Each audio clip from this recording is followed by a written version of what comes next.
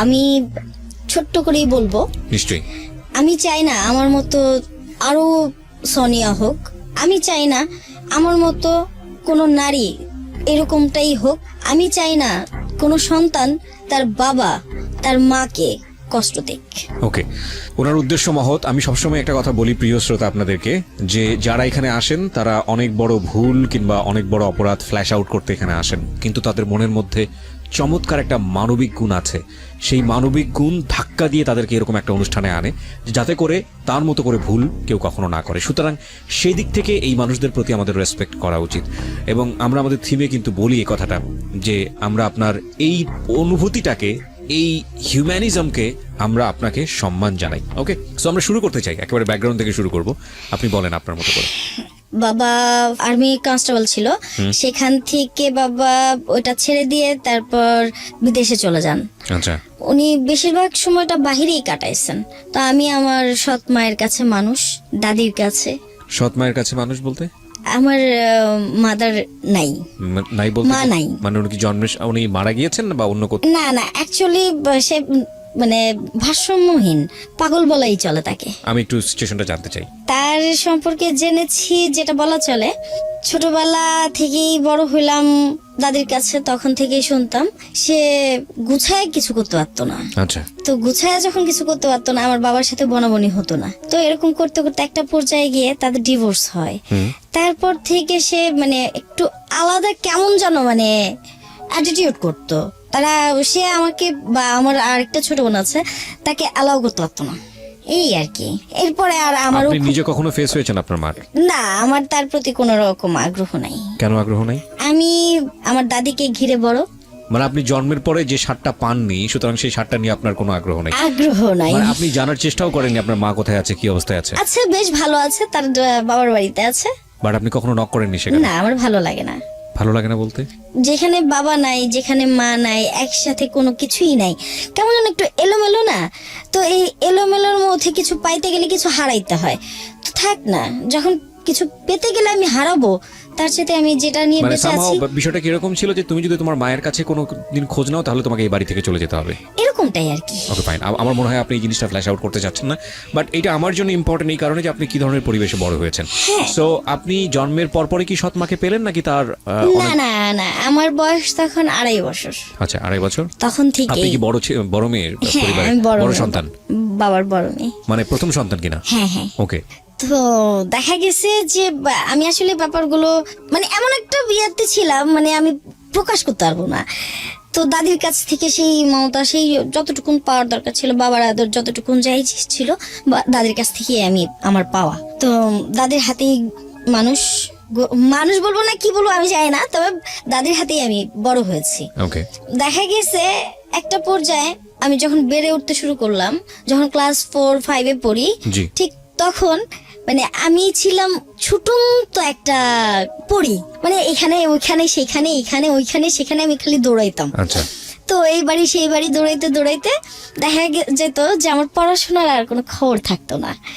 তো এরকম করতে করতে হঠাৎ করে একদিন আমার আম্মা বলেন যে তুমি এখনো যে বাহিরে, তুমি আসো না কেন বাসায়? তো আমি বললাম আমি আন্টির বাসায় আছি, আসতেছি। তো ওই বাসায় আবার আমার খেলার সাথে আমার মিলে যায়। তো ওইখানে প্রায় রাত্র 10টা পর্যন্ত থাকি। তো মা কি করছে, যায় ওইখানে যায় আমার চুলের মুঠি ধইরা চিমচিম 4টা কিল দিল, দিয়ে তারপরে আমাকে নিয়ে আসলো। তো এরপরে স্যার আসলো, স্যার এসে জিজ্ঞাসা করতেছে কি ব্যাপার, আপনি কি পড়াশোনা করবেন না? তো আমি বললাম স্যার করবো, স্যার এরকম করলে তো হবে না স্যার, আমাকে একটু খেলতে দিতে হবে। তো তো স্যার বললো যে আর কত খেলবেন, সারাদিনই তো আপনি খেলার মধ্যেই আছেন। তো আমি বললাম স্যার আমার কিন্তু মন ভরে না, এরকম পাগলামি টাইপ কিছু করতাম। তো দেখা গেছে এরকম করতে করতে যখন ক্লাস 6-এ চলে আসি, 6-এ গিয়ে তখন আসলে আমি যে একটা মেয়ে সেটা কিন্তু আমার মাথায় ছিল না। মানে আপনি সেভাবেই বড় হয়েছেন, কেউ আপনার মাথায় দেয়ওনি বিষয়টা? না, আমি যে একটা মেয়ে সেই জিনিসটা আমি নিজেই জানি না। দেখা গেছে বাবার শার্ট পরতাম, বাবার লুঙ্গি পরতাম, পরে আলনার পেছনে গিয়ে চুপ করে বসে থাকতাম। তো খুঁজতো ও কই। তো দেখা গেছে যে যখন পাইতো পায়া বলতো দেখছো ওর বাপের শার্ট পরে বসে আছে। তা আমি এরকমটাই করতাম। দেখা গেছে একটা পর্যায়ে আমি আমার বাবারে প্রচুর ভালোবাসতাম। সেখানে আমি মায়ের যে একটা কি বলে ভূমিকা থাকা দরকার বা মাকে পাওয়ার কিছু একটা, সেই জিনিসটা আমি কখনো আগ্রহ করে দেখিনি। বাবার মধ্যেই যেন আমি সব খুঁজে পেতাম, বাবা দাদি। তো যখন ক্লাস 6-এ তখন আস্তে আস্তে অ্যাপ্রন পরা শিখাইলো, তারপরে ওইভাবে কাপড় চোপড় পরতে হবে। তো দেখা গেছে যখন ক্লাস 6-এ পড়ি আমার দাদি আমাকে স্কুলে নিয়ে ভর্তি করায় দেন। তো যখন ভর্তি করায় দেন ওই স্যার জিজ্ঞাসা করেন, আচ্ছা তোমার এই অবস্থা কেন? তা আমি বললাম, স্যার আমি তো আমি এইরকমই আছি। তো আনোয়ার স্যার হেসে বলল যে ঠিক আছে ক্লাসে যাও। তো ক্লাসে যাওয়ার পরে আস্তে আস্তে সবার সাথে মিশি। তবে আমার ওই জিনিসটা হয়নি, আমি কেন যেন অ্যাডজাস্ট করতে পারতাম না মেয়েদের সাথে, আমি না অ্যাডজাস্ট করতে পারতাম না। দেখা গেছে একটা পর্যায়ে এসে অনেক মেয়েরাই না আমার সাথে কিছুক্ষণ বসতো, ওরা সরে যেত, ওরা বসতে চাইতো না। মানে কি বিরক্ত বোধ করতো? ওরা বসতে চাইতো না, আমি নিজেই বিরক্ত বোধ করতাম। মানে চাপতে চাপতে একদম বেঞ্চের সেই কোনায় চলে যেতাম। আচ্ছা। শারফিন আন্টি মানে আমার ছোট আম্মুর বান্ধবী, উনি আবার স্কুল টিচার। আচ্ছা।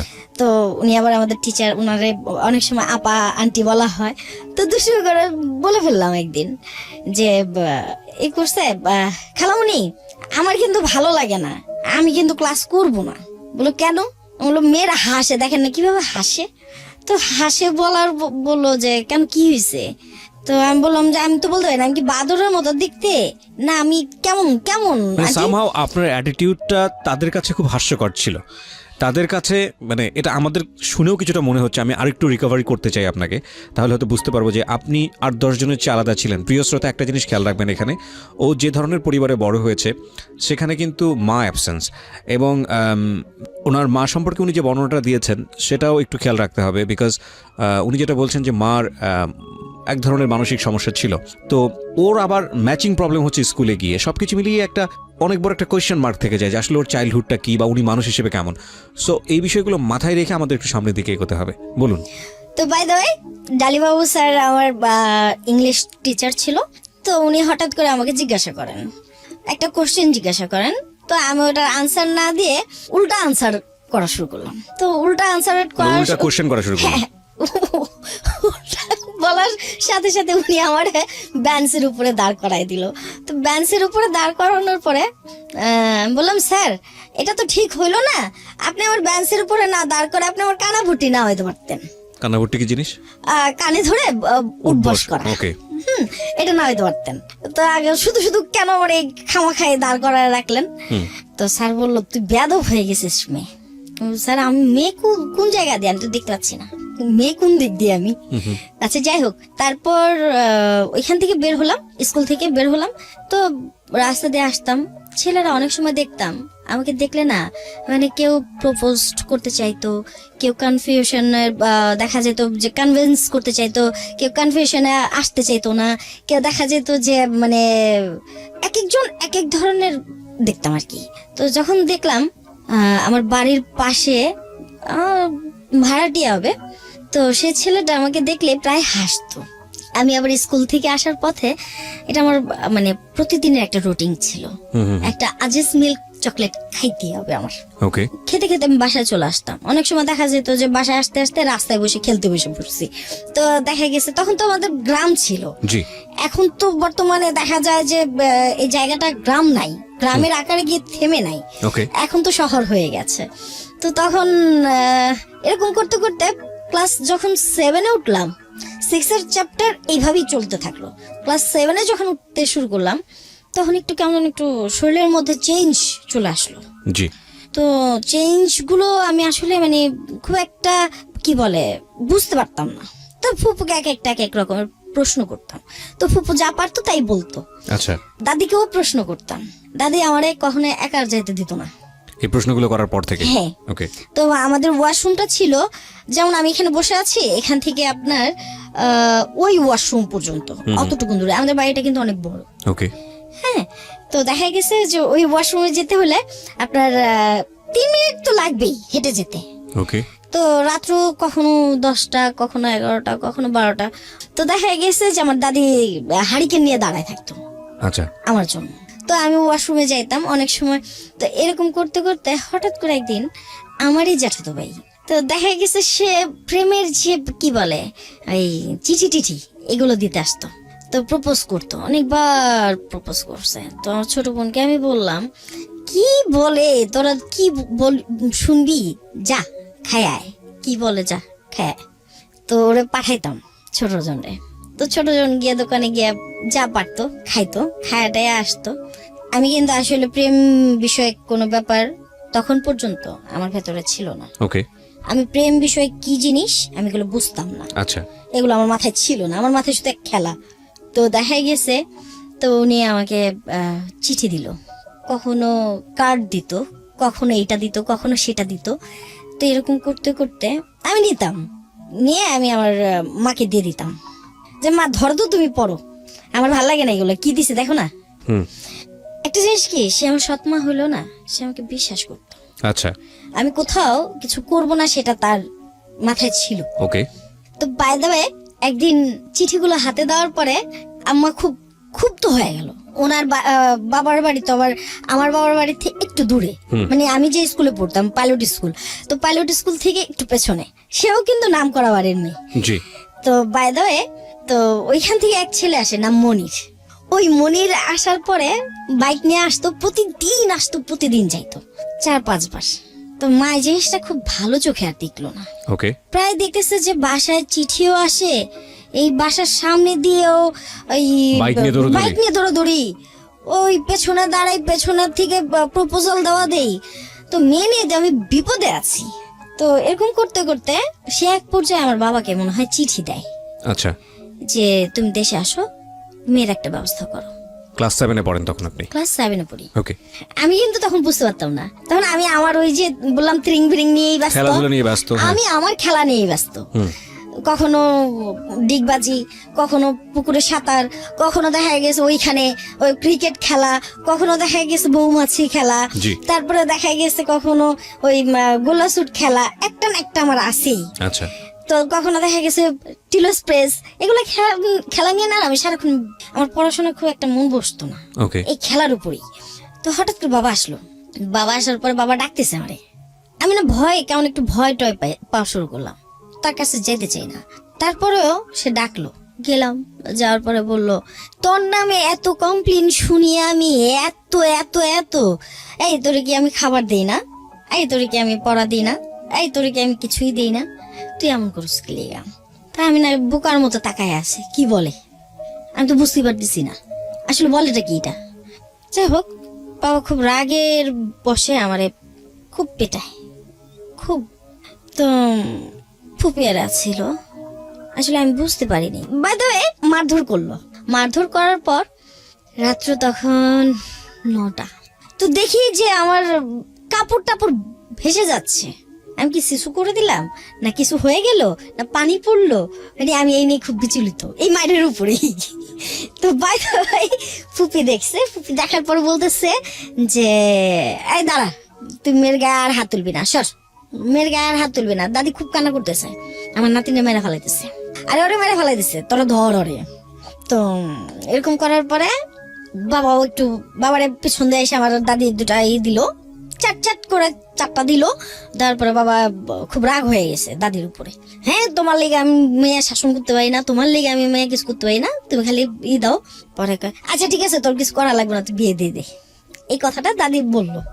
তো ততক্ষণে আমি যে কোনোটায় বসেছিলাম সে কোনোটা ভিজা স্যাঁতস্যাঁতে হয়ে গেল। পরে ফুপি দেখে বললো, কি রে কি অবস্থা, এটা এরকম কেন? আমি বললাম, ফুপি বলতোই না তো, মায়ের চোটে কি ফাটায় ফেলাইলো না তো তোমার ভাই আমারই, দেখো তো।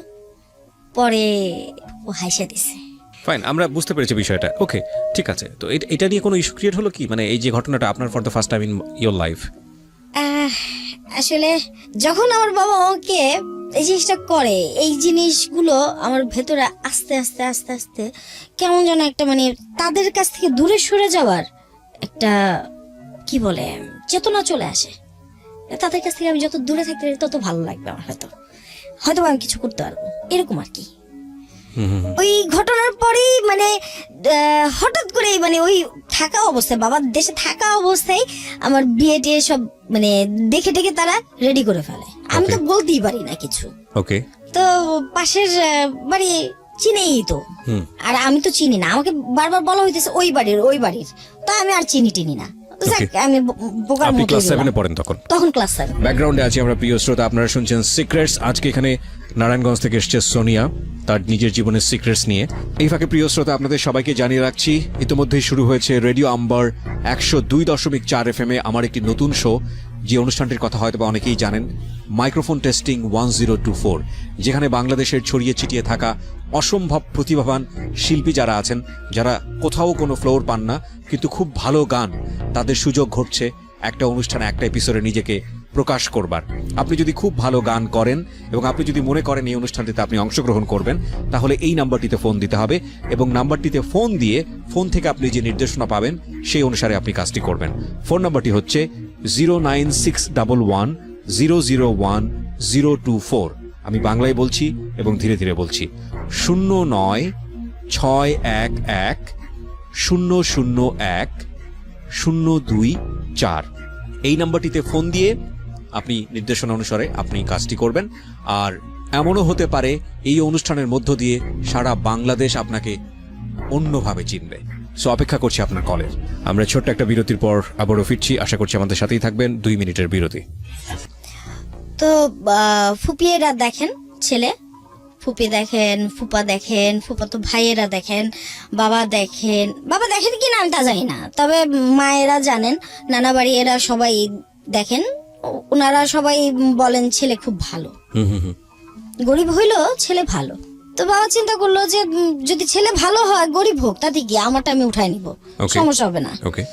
বাবার যেমন এই কনফিডেন্টটা থাকে ভেতরে। আপনার 12ই মার্চ রাতে আনুমানিক 3টার দিকে আমি শুয়েছিলাম। একটা ডিভাইডার প্যান্ট পরানো, গেঞ্জি পরানো, আমার বাবা সবসময় আমাকে প্যান্ট গেঞ্জি পরাইতো। হ্যাঁ, এটা কিন্তু আমাদের এলাকার মানুষগুলো ভালো চোখে দেখতো না। আমার বাবা কিন্তু আমার মামা সৎ মায়ের ভাই, উনি জাপানে ছিলেন, জাপান থেকে আমাকে ড্রেস আইনা পরাইতো। তো দেখা গেছে যে আমার বাবা তো আল্লাহ দিলে কম করতো না আমার জন্য। আমার যেটা পছন্দ হইতো সেটা আমি রাখার পরে তারপরে যাকে খুশি তাকে দিয়ে দিত। বাবা কিন্তু ওই দিকটা খুব ভালো ছিল, কিন্তু সে যে কেউ কিছু বললেই সহ্য করতে পারতো না, ওইটির সাথে সাথে রিয়াকশন নিত। আর আমিও ওরকম ভাবে রয়েছি, কখনোই বলিনি যে আমি প্রেম করে বিয়ে করবো বা এই সেই এক্সেট্রা এক্সেট্রা। ওই সময় আপনি প্রেম কি জিনিস বুঝতেন না, বুঝিও না, আর আমার কোনো পছন্দ নাই। বাবা জিজ্ঞাসা করছে, তোমরা জেনে দইনি, মানে ওই যে আমার ভেতরে একটা জিনিস ঢুকে গেছে। প্রথম কথা হচ্ছে প্রেম কি জিনিস বুঝতেন না, বিয়ে বোঝা তো আরো প্রশ্ন ওঠে না। না, ওই যে আমার ভেতরে ওই জিনিসটা ঢুকে গেছে। আমার দাদি যে বললো যে ওর বিয়ে দিয়ে দে, সব ঠিক হয়ে যাবে। তো আপনি মনে করেছেন বিয়ে দিলে সব ঠিক হয়ে যাবে? হ্যাঁ, বিয়ে দিলেই ঠিক হয়ে যাবে। তো ওই জিনিসটা, ওই যে বাচ্চাদের যে একটা মন থাকে, সেই জিনিসটাই আমার ভেতরে রয়ে গেল। বিয়ে দিল মানে বিয়ে দিয়েছে বরিশালেরই ছেলে, আমাদের এখানে থাকতো। নাম মানে পুরো নামটা আপনি বলতে চাচ্ছেন না? না। ওকে, ঠিক আছে। তো দেখা গেছে যে রাত্র আনুমানিক 3টার দিকে, হ্যাঁ 3টাই হবে আমার মনে হয়। এর মধ্যে এর আগে কিন্তু সন্ধ্যার দিকে বাবারে দেখছি বিরিয়ানি টিরানি কি রান্না করতেছে। তো আমি তো ওই কটা খাইলেই আমার আর কোনো হুঁশ থাকে না, আমি পয়রা ঠুস। তো পয়রা যখন ঠুস হয়ে গেলাম দাদির বিছানায়, আমি দাদির ছাড়া ঘুমাইতে পারতাম না। তো দাদির বিছানায় উহুদ হয়ে শুয়ে আছি। আমার ফুফাতো ভাই আমাকে এসে বলতেছে, এই ওঠ, তুই কি ব্যাপার, কি হয়েছে, তুই হঠাৎ তো চুস্কি লিগা? তো ভাইয়া বলতেছে যে এই তুই এখনো তুই করা কথা মারে, দাদা বল। কিসের দাদা বলবো তোরে আমি, বলেন কি হয়েছে? তোর বাবা ডাকে। তো গেলাম, জি বাবা, জি আব্বু। তার সামনে যাওয়ার পরে বললো, তোর ফুপু কি বলে শোন। তো ফুপি বললো যে ঠিক আছে, হাত মুখ ধুয়ে আয়, তোরে দেখতে আসবো। রাত্রেবেলা আমার কি দেখবো? হ্যাঁ, রাত্রেবেলাই দেখবো। তাই এমন করে কথাটা বললো। আচ্ছা ঠিক আছে, আমি হাত মুখ মুড়াইতে বাথরুমে গেলাম। পেছনে দেখি 2-4টা আমার পেছনে, ভাই পেছনে, ওই পেছনে, সেই পেছনে। আজকে হঠাৎ করে আমার পেছনে এত মানুষ কেন, যে মেয়ের কোনো খবর নাই। চেক, ওয়াশরুম থেকে বেরোইলাম। ভাই আবার কানে কানে বলতেছে, তুই যেন পালাইতে না পারস। আরে এটি কি কয়, আমি কিলিকা পালাম। পরে ওই বাড়ি থেকে লোকজন আসে, তাই আমি দেখে বাবুর মা এখানে কিলিকা। দাদির দিছে, এই বাবুর মা এনে কে, বিটি হেনে কে বুটকি তার বিটি। মানে আপনি জানতেন না আপনার কার সঙ্গে বিয়ে ঠিক হয়েছে? ওকে। আমি আমাকে বলতেছে কিন্তু আমি কিন্তু গেস করতে পারছি না। হুম। তো যাই হোক আমি যখন বললাম এই বেটি হেনেকে, তো এই বেটি হেনেকে কহর পরে আমার দাদি বলছে চুপ থাক, আরে তুই চুপ থাক, তুই পেঁচাল পারিস না, তুই চুপ থাক। সবাই মোটামুটি আমার দেখে বলতেছে মানে কেমন আছে, যেমন আমি বান্দরখানায় থেকে ইয়ের কাছে চলে আসলো আর কি, মানে সবার কাছে যেমন কেমন জানি একটা গুছায় উঠতে পারতেছি না আর কি। মানে এমন একটা পরিস্থিতি আমি নিজেই যেন কেমন জানি হয়ে গেছি। এর মধ্যে কাজী টাজিও রেডি, কাজী টাজি আসছে, আমারে বলতেছে যে তুমি সাইন করো। আমিও দিয়ে দিলাম সাইন, আমি আর প্রশ্ন করি নাই। পরে তাকায় রয়েছি আমি যখন তাকায় রয়েছি আমার ফুপুর দিকে, তখন আমার ফুপু বললো যে বাবারে তোর বিয়ে দিয়ে দিলাম। সাইন করার পরে? সাইন করার পরে তোর বাবা তোর বিয়ে দিয়ে দিল। ওকে। ওই ডিভাইডার প্যান্ট, ওই গেঞ্জি পরানো, খালি আমার উপরে ওই আমার ফুফাতো বোনের জামাই একটা শাড়ি আনছিল, ওই শাড়িটা মানে উপরে মানে কোন রকম অ্যাপ্রনের মতো দেয়া আর কি, শাড়ি পরারও সুযোগ নেই। তো কারে বলে আপনার সঙ্গে কোনো কথা বলেনি, কেউ কিছু বলেনি যে বিয়ে জিনিসটা কি? না, আমি এই জিনিসটা আসলে বুঝি নাই। বিয়ে দিয়ে দিলাম তখনও আপনি বোঝেন না বিয়ে জিনিসটা কি? না, আমি তখনও বুঝিনি, আমি কিন্তু এই জিনিসটা বুঝি না। আমারও সবাই দেখতেছে আমি পাকা টস টস টস টস কথা বলতেছি সবই, কিন্তু আমার ভেতর থেকে সেটা তো আমি আপনি ম্যাচিউর। আপনাকে যারা শুনছে তারাই বুঝতে পারছে আপনার নেচার কি রকম। আপনি যেভাবে বলছেন সেটাই যদি আপনার নেচার হয়ে থাকে তাহলে সেটা খুবই স্বাভাবিক ছিল। এটাই আপনার আমি এইভাবে আপনি কিন্তু কথা বলেন। অতটা ম্যাচিউর না, আমার ভেতর থেকে আমি ম্যাচিউর না। যখন আমাকে দিয়ে দেওয়া হলো, ওই ছেলেটা দেখলাম ও আমার সালাম করতে পাঠাইলো, সালাম দিয়ে আসো। তো সালাম দিয়ে আসার পরে আমার বাবা তো হুৎমাদ করে চিৎকার, কি করলাম আমি পাগল নিয়ে কি করলাম। বাই দ্য ওয়ে, আমি ওইখান থেকে ফিরে আসার পথে ওই লোকটা দেখলাম কি যেন এমন করে কাছা দিয়ে উঠা পুঠা দৌড় দিল। ওই লোকটা মানে ওই- আপনার হ্যাঁ, হাজবেন্ড? আমি দেখলাম আর কি। আমি আসলে হাজবেন্ড বুঝছি না তখন, আচ্ছা। কিসের হাজবেন্ড আর হাজবেন্ড। তো আমি সালাম দিয়ে কোনো রকম আসলাম আর কি। তা আইসা বাবারে যখন ধরলাম, তখন একটু অনুভূতি হলো যে বাবা যেন কেমন বড় হয়ে গেল, একটা অনুভূতি চলে আসলো আমার ভিতরে। তো বাবা আমি যখন বাবারে ধরে খুব কান্না করতেছি, কান্না করতে করতে এক পর্যায়ে হ্যাঁ আমার টাইনা যখন ভিতরে নিয়ে যায়, ভিতরের রুমে সব মেহমান অতীত চলে যায়, যাওয়ার পরে আমি বিছানায় গিয়ে শুই, বাবার সাথে গিয়ে শুই, বাবার উপরে পা দিয়ে শুই। এতটা ম্যাচুরিটি কিন্তু আমার ভিতরে আজও আসেনি। ক্লাস 7-এ পড়েন আপনি তখন? জি। তারপরে যখন বাবার পেঁচায় ধরে শুই, আমার বাবা এক পাশে আম্মা, এক পাশে ছোট বোনেরা। আনুমানিক ভোর 4টা থেকে 4:30 এরকম 5টা এরকম বাবা উঠা গেল। তারপরে তার কাপড় চোপড় পরা সবকিছু নিয়ে সে রওনা দিব। ঠিক অমন টাইমে সে আমার হাতে কিছু টাকা গুঁজে দিয়ে মাথার মধ্যে এরকম করে একটু দিয়ে বের হয়ে গেল, পাগলে যাই, ভালো থাকিস। তো মারে যে কি ডাইরেকশন দিয়ে গেছে আমি জানি না, আমি বলতে পারবো না। আমি আমার ভাবে দিন যাপন করতে শুরু করি। ঠিক নেক্সট মানে সপ্তাহে তারা আবার আসে। তো আসার পরে তাদেরকে খাওয়া দাওয়া করানো হয়। খাওয়া দাওয়া করানোর পরে ছেলে আমাদের বাসায় থাকে কিছুটা সময়। আসলে সৎ মাই থাকে। মা কিন্তু মধুর ডাক। আমি নিজেও একজন মা। আমি বুঝি আমার সন্তানের গায়ে আঘাত লাগলে আমি পাগল হয়ে যাই। আমার কেমন লাগে সেটা আমি জানি। আমি মনে হয় তখন পৃথিবী না, শুধু সে যেই হোক তার টাইরা ছেড়ে ফেলতে আমি দেরি করব না। আসলে এটা শুধু মানুষের না, এটা প্রত্যেকটা প্রাণীর মধ্যে আল্লাহ এই জিনিসটা দিয়ে দিয়েছেন। এবং যারা অবুঝ প্রাণী তারাও দেখবেন যে তাদের সন্তানের দিকে যদি আপনি অন্যরকম কোনো কিছু করেন, তারা আপনার দিকে তেড়ে আসে। এটা সৃষ্টিকর্তার দেওয়া অদ্ভুত এক জিনিস। এটা আপনি ঠিকই বলেছেন, কিন্তু আপনি সৎমার প্রসঙ্গে কিছু একটা বলতে চাচ্ছিলেন। হ্যাঁ, তো যাই হোক, সে আমাকে বললো জোরপূর্বক কি আমি বেরোবো, এর মধ্যে আমার বেরোতে দিচ্ছে না। আপনার ওই মা? ঘরে যা। আপনার মা? হ্যাঁ। তো বলতেছে ওই ঘরে যা। আমি পরে রাগ হয়ে গেলাম। ওই ঘরে মানে যে ঘরে আপনার হাজবেন্ড? হ্যাঁ, ওকে। রাগ হয়ে গেলাম, এক তরফ রাগই হয়ে গেলাম। রাগ হয়ে তারা অনেকগুলো উল্টাপাল্টা কথা বলছি আমি সৎমাকে? অনেকগুলো উল্টাপাল্টা কথা বলছি আমি। তো তার বোন ছিল, এখন সে পরের দিন চলে যাবে। তার মানে ইচ্ছাই হয়েছে তার সে পরের দিন বাবার বাড়ি চলে যাবে। থাকি তো বাসায় আমি, দাদি, ছোট বোন। ওকে। তা আমরা 2 বোনই থাকি বাসায়। আর কোনো ভাই বোন ছিল না? না। ওকে। সৎ তো- মায়ের কোনো ভাই বোন ছিল হ্যাঁ না? আছে। তো উনি একটু এই পাইলেই না তার বাবার বাড়ি চলে যায়। কাছাকাছি ছিল বোধহয়। হ্যাঁ। তো যাই হোক, ফ্রিজে খাবার টাবার ছিল, তো ওই টাইমটা আমার খুব ক্ষুধা লাগছে, খাবো, সেজন্য কেমন একটা আর চোখে আমার নাই করলো, সেটা আমি বুঝতে পারছি। কে না করলো? আম্মা কেমন একটা আর চোখে সে নাই করলো আমারে। তো ঠিক আছে, ভালো কথা, খেলাম না, ধরলাম না, কি হইলো? কিছুই হইলো না। তখন আমি এইভাবে চলা শুরু করলাম। তো দাদির কাছে গিয়ে ওই বিড়ালের বাচ্চা যেরকম মুড়া টোড়া ভিতরে ঢুকে, ঠিক এরকম বিড়ালের বাচ্চার মতো মুড়া টোড়া দাদির পেটের মধ্যেই ঢুকা শুরু করলাম।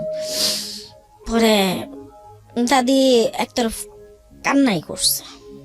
পরে আমার কটা খাবার এনে দিছে, আমি খাবারটা খাইছি। খাওয়ার পরে শুয়েছি। আমি কিন্তু বুঝতেও পারিনি এগুলো। ওই লোকটা তারপরে এই যে আস্তে আস্তে আসা শুরু করলো আপনাদের বাড়িতে? আমাদের বাড়িতে। তো হঠাৎ একদিন বয়সের ডিফারেন্স কত ছিল আপনার সঙ্গে? আপনার তো তখন 13-14 সর্বোচ্চ ওই বয়স। লোকের তখন মিনিমাম 30-32। ওকে। তো দেখা গেছে এক পর্যায়ে তার বাবার মৃত্যুবার্ষিকী। আমি কিন্তু বুঝি না, দিন দুনিয়া এগুলো বুঝি খুব কম। একটা জিনিসই বুঝি, কাজ বুঝি, দৌড়াদৌড়ি বুঝি, এটাই বুঝি। আমার বুঝ কাজ, কচুরি আনতে হইব, কচুরি আনতে পারবো, দুধ আনতে হইব, দুধই দিয়ে দিতে পারবো, মানে এরকম আর কি। আমাদের বাড়িটা কিন্তু গ্রামের একটা পরিবেশ। জি জি, আমি বুঝতে পারছি। গেলাম ওদের বাড়িতে? ওদের বাড়িতে যাইতে চাই নাই, এই প্রথম যাওয়া? এই প্রথম যাইতে চাই নাই। ওকে। তো দাদি পাঠাইলো, যা একটু দেখে আয় কর, তুই তো থাকতে পারবি না। আপনার স্কুল বুঝতে কি পারছি। তারপরে বন্ধ হয়ে গেল? বিয়ের পরে কি স্কুল বন্ধ করে দিয়েছিলেন? আপনি স্কুলে যেতেন? না, শেষ না করে দিল কে? শেষ, নিজে থেকেই শেষ। আপনি শেষ করে দিয়েছেন, যাবো না আর? না, আর যে কি হবে? মানে এটা আপনি ফিল করেছেন, কিন্তু আপনার ফ্যামিলি মেম্বারে কেউ বলে নাই যে তুমি স্কুলে যাও বা কিছু একটা? না না, এরকমটা আর কিছুই হয়ে ওঠে নাই, এরকম কিছুই আর হয়ে ওঠে নাই। ওই তাদের বাড়িতে গেলাম, যাওয়ার পরে মনে হয় 15-20 মিনিট ছিলাম। 15-20 মিনিটের পর তারা আসছে, সে আবার আমার বাসা আসছে। তা আমার বাসায় কেউ ছিল না, সেইখানে সে আমার জোর জুলমত টর্চার করছে। এটা এটা আমি তাকে বলবো না এটা ভালোবাসা, এটা আমি বলবো টর্চার।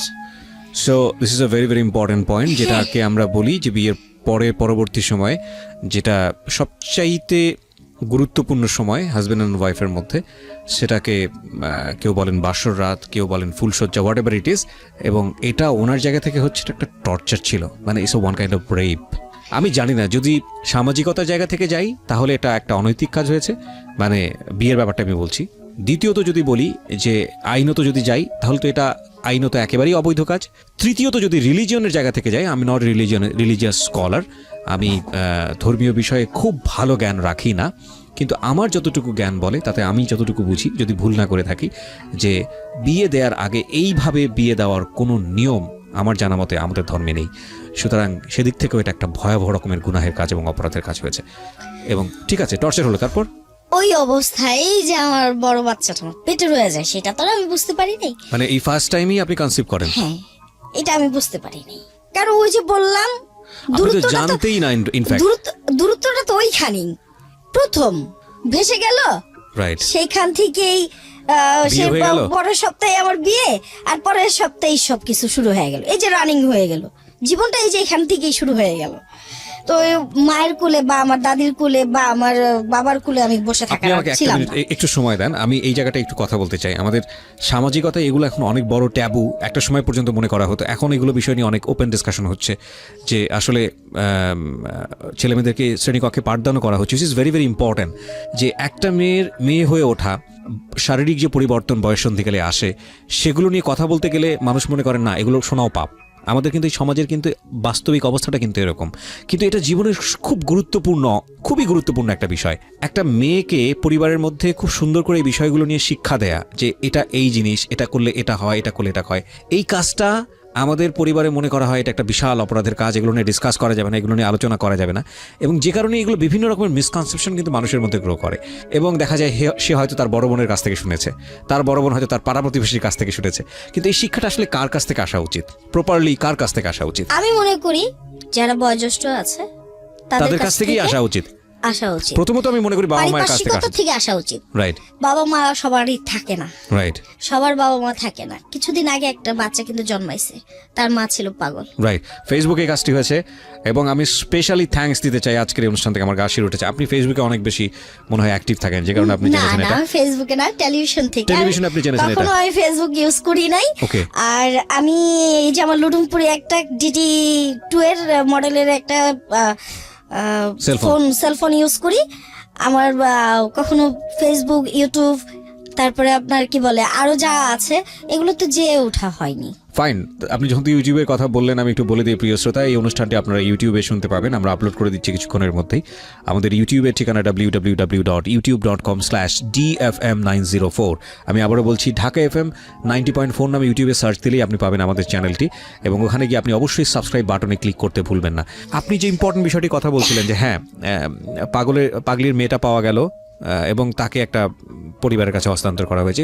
পুরো প্রসেসটাই খুব সুন্দরভাবে হয়েছে এবং খুব দুর্ধর্ষ ঘটনা। রাস্তার মধ্যে বাচ্চা প্রসব করেছে সে, কোনো এক পথচারী সেখানে তারপরে সে ভাগ্যবান, তার কিন্তু তিনটে মামা মিলেছে। রাইট, হ্যাঁ, তারপরেও কিন্তু সে ভাগ্যবান না, এরকম তিনটে মামা মিলেছে। অনেক ভাগ্যবান মিলেছে কি?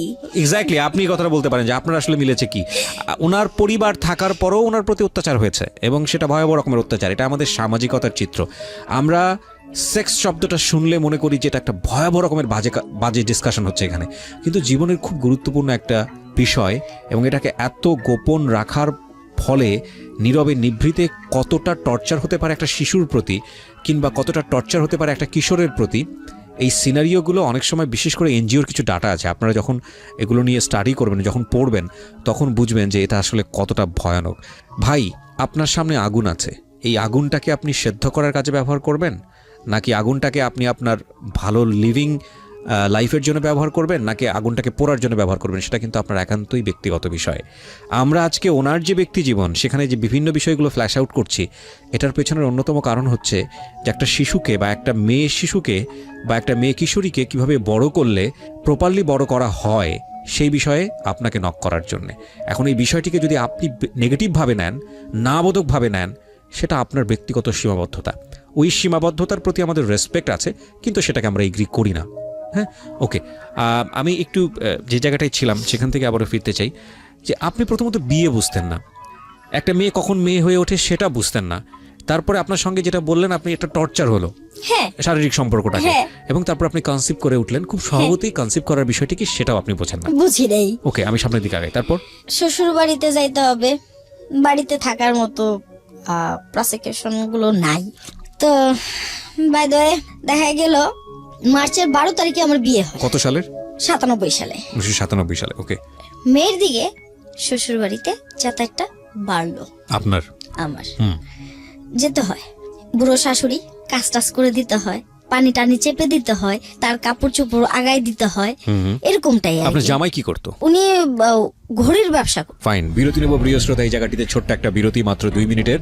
এই ফাঁকে প্রিয় শ্রোতা, আপনাদের সবাইকে জানিয়ে রাখছি, ইতিমধ্যেই শুরু হয়েছে রেডিও আম্বার 102.4 FM আমার একটি নতুন শো, যে অনুষ্ঠানটির কথা হয়তো অনেকেই জানেন, মাইক্রোফোন টেস্টিং 1024, যেখানে বাংলাদেশের ছড়িয়ে ছিটিয়ে থাকা অসম্ভব প্রতিভাবান শিল্পী যারা আছেন, যারা কোথাও কোনো ফ্লোর পান না কিন্তু খুব ভালো গান, তাদের সুযোগ ঘটছে একটা অনুষ্ঠানে, একটা এপিসোডে নিজেকে প্রকাশ করবার।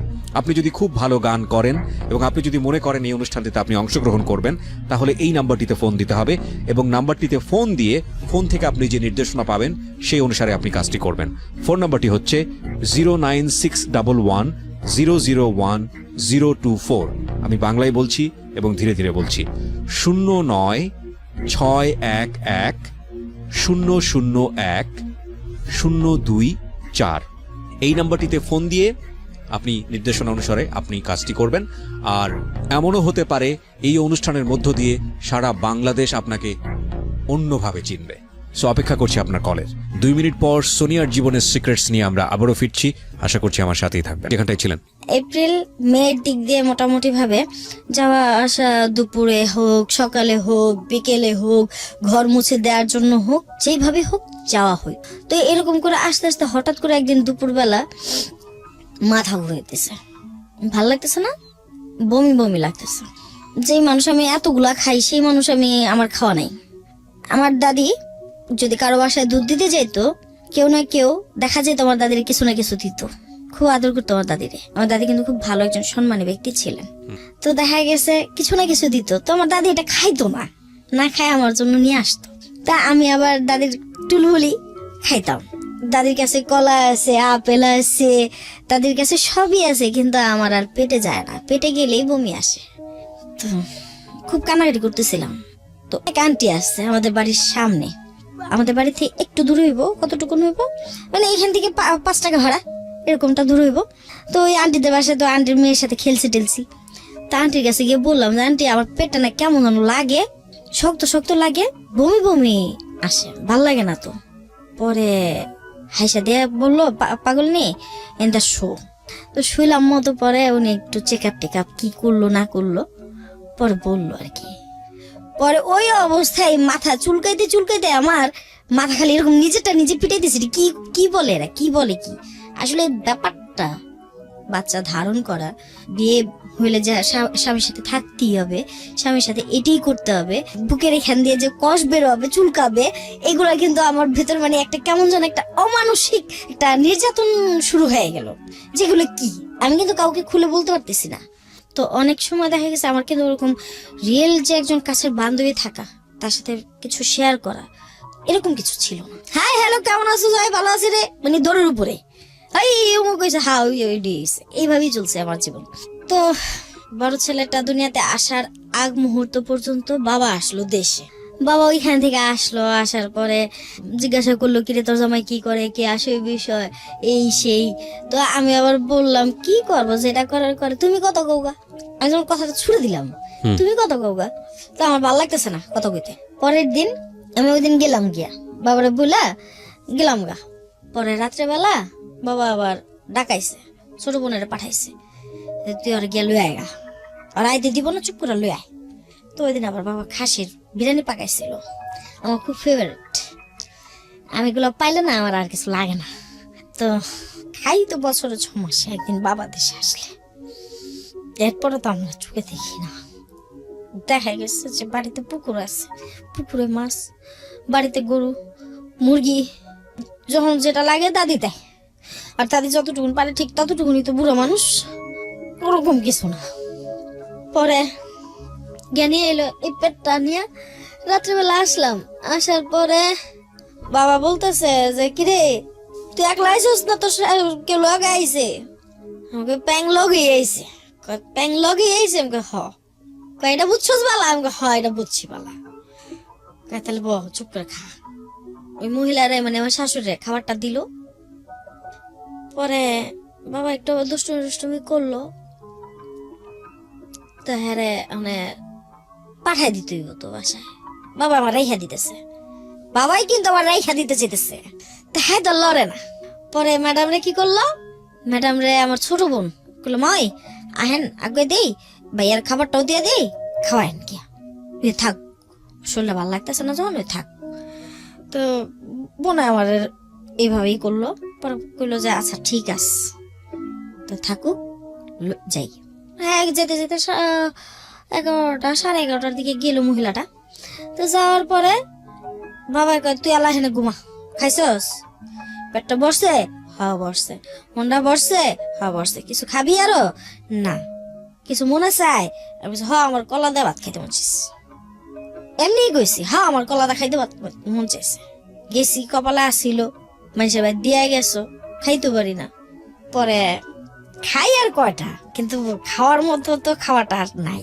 বাবা যে খাবারটা খাওয়াইতো, দাদি যে খাবারটা খাওয়াইতো, সেই খাবারটা তো নাই। 10 জন 12 জনের সাথে খাবার, ঝোল আলু থাকতো, ডিম ভাজা দিয়ে ভাত, এইভাবে চলতো আমার জীবন। পরে যখন রাত্র 2টা কাছাকাছি কেমন ব্যথা করা শুরু করে দিল, ওই বাবার বাড়িতেই 2টার দিকে ব্যথা শুরু হয়ে গেল। কেমন ব্যথা করে, চিল্লাচিল্লি করছি। চিল্লাচিল্লি করার পরে দাদি বলতেছে তুই একটু ঠান্ডা হ, এরকমই হয়, এটা কোনো সমস্যা না, তুই ঠান্ডা হ, আস্তে আস্তে এখানে ধর ওখানে ধর, দৌড়া দিয়ে কর। তো কাজ হইতেছে না, বাবা ভয় পাই গেছে, বাবাই আমার ভয় পাই গেছে। 13-14 বছর বয়স, সে হাজার হোক বাবা আমার মাই বলা চলে। পরে বাবা চিল্লান দিল, এই খোসাদা রিপনের মা আয়, আমার মেয়ে লয়ে বাড়ি তুই, আমার মেয়ে বাসাই তুই। পরে বাবা লয়ে গেল সিএনজি আনতে, সিএনজি নাই, বেবি রাত্রেবেলা, এই রাতের বেলা বেবি দিয়া, বেবি তো আর সামনে, বাসার সামনে আহে না, আর দূরে। পরে ওই রাস্তাটা গেল মতো, পরে আমার খুব নিয়ে যেতেছে, এইখান দিয়ে পায়ের নিচে দিয়ে আমার সব ভাইসা যেতেছে, পানি বাতাস ভেঙে গেছে। ওই অবস্থায় আমি বুঝতে পারি নাই। তো গেলাম মতো, পরে বাবা সিএনজি আলার ঘাড়ের মধ্যে একটা চোর মারলো, আর্মি পার্সন ছিল তো, রাগ বেশি। পরে চোর মারলো, চোর মারার পরে বললো তুই সর, আমি চালায় যাম। আমি বসলাম, ফুপু আর আমার আল্লাহ আল্লাহ করাইতেছে, ই করতেছে, পিছন দিয়া ধোয়াই দিতেছে। ফুপু আম্মাও গেছে, সাথে গেছে। তা আমার একটা জিনিস খুব ভালো লাগছে, আমার বাবা ওই সময় সিদ্ধান্ত নিতে পারে না, তো আম্মা নিজে সিদ্ধান্ত দিল। ডাক্তারে গেলাম মতো, পরে হাসপাতালে যাই, নূর ক্লিনিকে পরে যাই, আগে যাই ভিক্টোরিয়া মিলে না, সিট মিলে না। তো গেল খানপুরে যাওয়ার পরে দেখে ডাক্তার ওই ওই যে নিচে শোয়া রাখছে, তো নার্সে ভিতর নিয়ে গেছে মতো করে। তো আমার এমন যেখান থেকে বেবি আসে, এই জায়গাটা এমন ভাবে টান দিল, আমি খালি কইছি ও বাবা রে আমার বাঁচাও, ওরা তোমার মেরে ফেলাইব। পরে বাবা মহিলারে শুধু একটা কথাই কইলো, এই বান্দির বাচ্চা, তুই আমার মেয়ের ধরিস না, ছাড়, আমার মেয়ে আমি বুঝুন, ছাড়। দেখ খোসাদ, মাইয়া বাচ্চা, টাকার দিকে চিন্তা করবি না, আমার টাকা কে খাইব। আমার ফুবু মায় নূর ক্লিনিকে নিয়ে যায়, একদম সোজা ডাইরেক্ট সিএনজি নিয়ে ভিতরে ঢুকে যায়। নামানোর পরে দেখে ডাক্তার লায়লা বানু নামতেছে। তো লায়লা বানু আমারে দেখা যেমন তাক খাই গেছে, এতটুকুন মাইয়া। তাড়াতাড়ি মহিলা এই রাতের বেলায় উপরে নিয়ে তাড়াতাড়ি করাইলো, ভর্তি টর্তি কমপ্লিট করাই দিয়ে স্যালাইন টালাইন লাগাই দিল। বললো, পরে বাবারে কইলো যে যদি এই মেয়েরে আপনি বাঁচাইতে চান, সিজার করতেই হইব, আর সিজার না করলে বাচ্চা বাঁচবো না। পরে বাবা ওখান থেকে লাভ দিয়ে উঠা বলে, বাচ্চার গুষ্টি মারি, আগে আমারটা বাঁচুক, এর পরেরটা, আমার পরেরটা দরকার নেই। পরে মায়ে যেমন বুঝাইলো বাবারে, তুমি পাগলামি করো না, মাইয়ার কিছু হইব না, কিন্তু মাইয়া আমি সিজার করতে দিব না। মাইয়া আমার ঘোড়ার মতো লাফায়, কোন লাফানির চোটে কোন দিন শিলি সুইটার পরে মরে যাবো, কোনো স্টেশন থাকবো না, তখন তুমি আমার বকবা। চিন্তা করে দেখুন, ওর কিশোরী বয়স, ওর অ্যাটিটিউড, এগুলোর মধ্যে কোনো পরিবর্তন নেই, কিন্তু জীবনের কত বড় পরিবর্তন ওকে চাপিয়ে দেওয়া হয়েছে সামাজিকভাবে। বলেন। পরে যাই হোক, এর 2 দিন পরে সবাই আসে যায়, আমি আমার ভাবি ব্যথা এমন একটা জিনিস, সেখানে মার বাপ বুঝে না।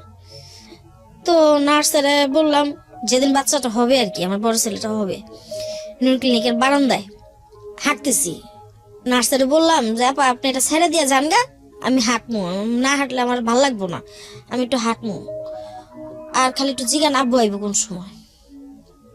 বাবারে খালি দেখলাম চাষারার চত্বরটারে দেখলাম যে রিক্সাটা দিয়ে খালি ঘুইরা খালি আইতাছে, বাবারে খালি একটু দেখলাম।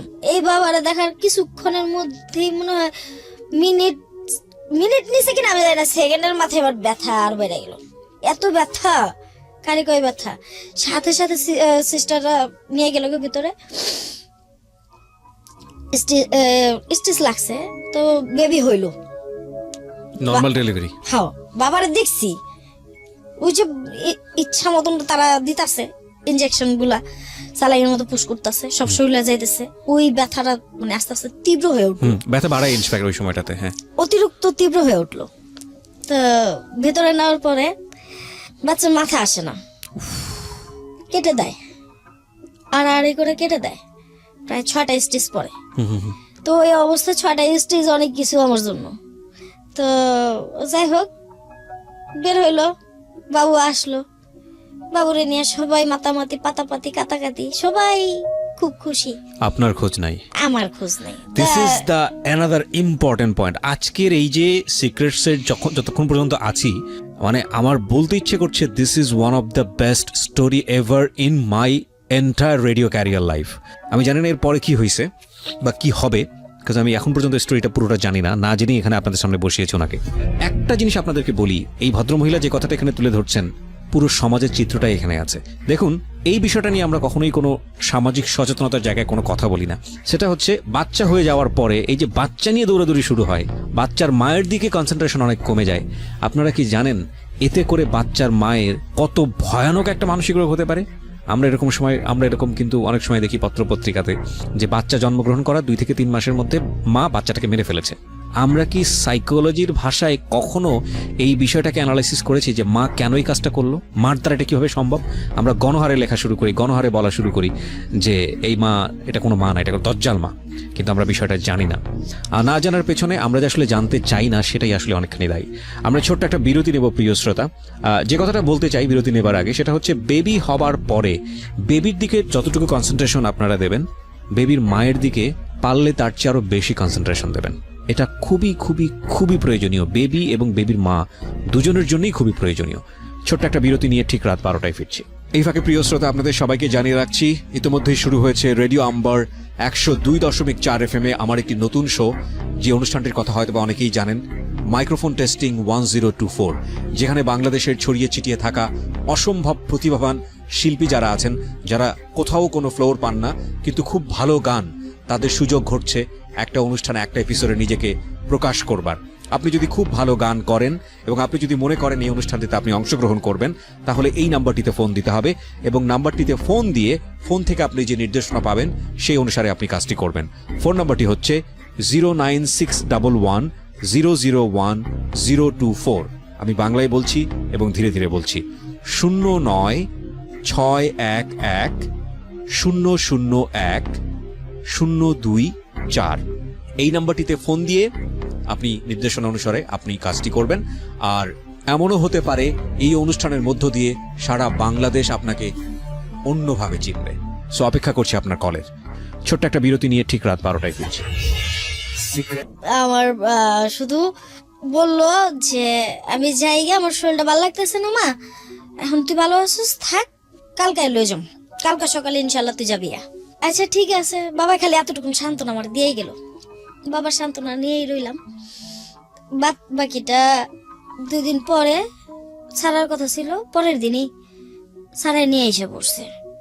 মাই আমি বাসায় নিয়ে ট্রিটমেন্ট করবো, সমস্যা হবে না। পরে এখন বাচ্চা খালি কান্দে, পেটের ব্যথায় যে কান্দে সেটা তো আর বুঝতে পারিনি। সবাই চেক টেক দিতেছে, ওর জেঠিরে ওরা চেক দিতেছে, কিন্তু বাচ্চা তো খালি কান্দে। বাচ্চার তো কান্দা বন্ধ হয় না। বাবা তো এই এটার ফেককে হালা, আমার ঘুমাইতে দেয় না। কোন বাবা? মানে বাচ্চা? আমার বাবা। ও আচ্ছা আচ্ছা। আমার বাবা কইতেছে এটার ফেককে ভালা, নালে ডাক্তার কাছে লয়ে যা, আমি ঘুমাইতে পারতাছি না, আমি রাত পয়লা আবার প্লেনে চড়ুম, আমার এখন ভাল লাগে না। হ্যাঁ মেয়েটারে কি করলাম, মানে হ্যাঁ যে ও যে সেও কিন্তু আমার বিয়ে দিয়ে সেও মানসিক চাপ মুখে পড়ে গেল। ওকে, সে যে সুস্থ ছিল তা কিন্তু না, সেও মানসিক রোগী হয়ে যেতেছে। ওই যে টেনশন ভেতরে, কি করলাম। পরে বাচ্চাটারে ডাক্তার কাছে নিয়ে গেল, সে ভালোই হইল। কিন্তু এই বাচ্চাটার পেছনে একটা কেমন একটা যেন মায়া আমার ভেতরে চলে আসলো, আমার বড় ছেলেটার প্রতি একটা মায়া চলে আসলো। এটা আপনি মানে আগে কখনো অনুভব করেন না? আমি যে বিলের বাচ্চা, কুত্তার বাচ্চা পালতাম, মুরগির বাচ্চা, হাঁসের বাচ্চা পালতাম, ওর বুকের ভিতরে নিতাম, ঠিক এরকমই করতাম। তো হঠাৎ করে না ওর প্রতি আমার একটা মায়া চলে আসে। তো মায়া আসার পরে এই ছেলেটারে আমি টাইম টু টাইম, কারো কথা শুনি না, টাইম টু টাইম করার চেষ্টা করি।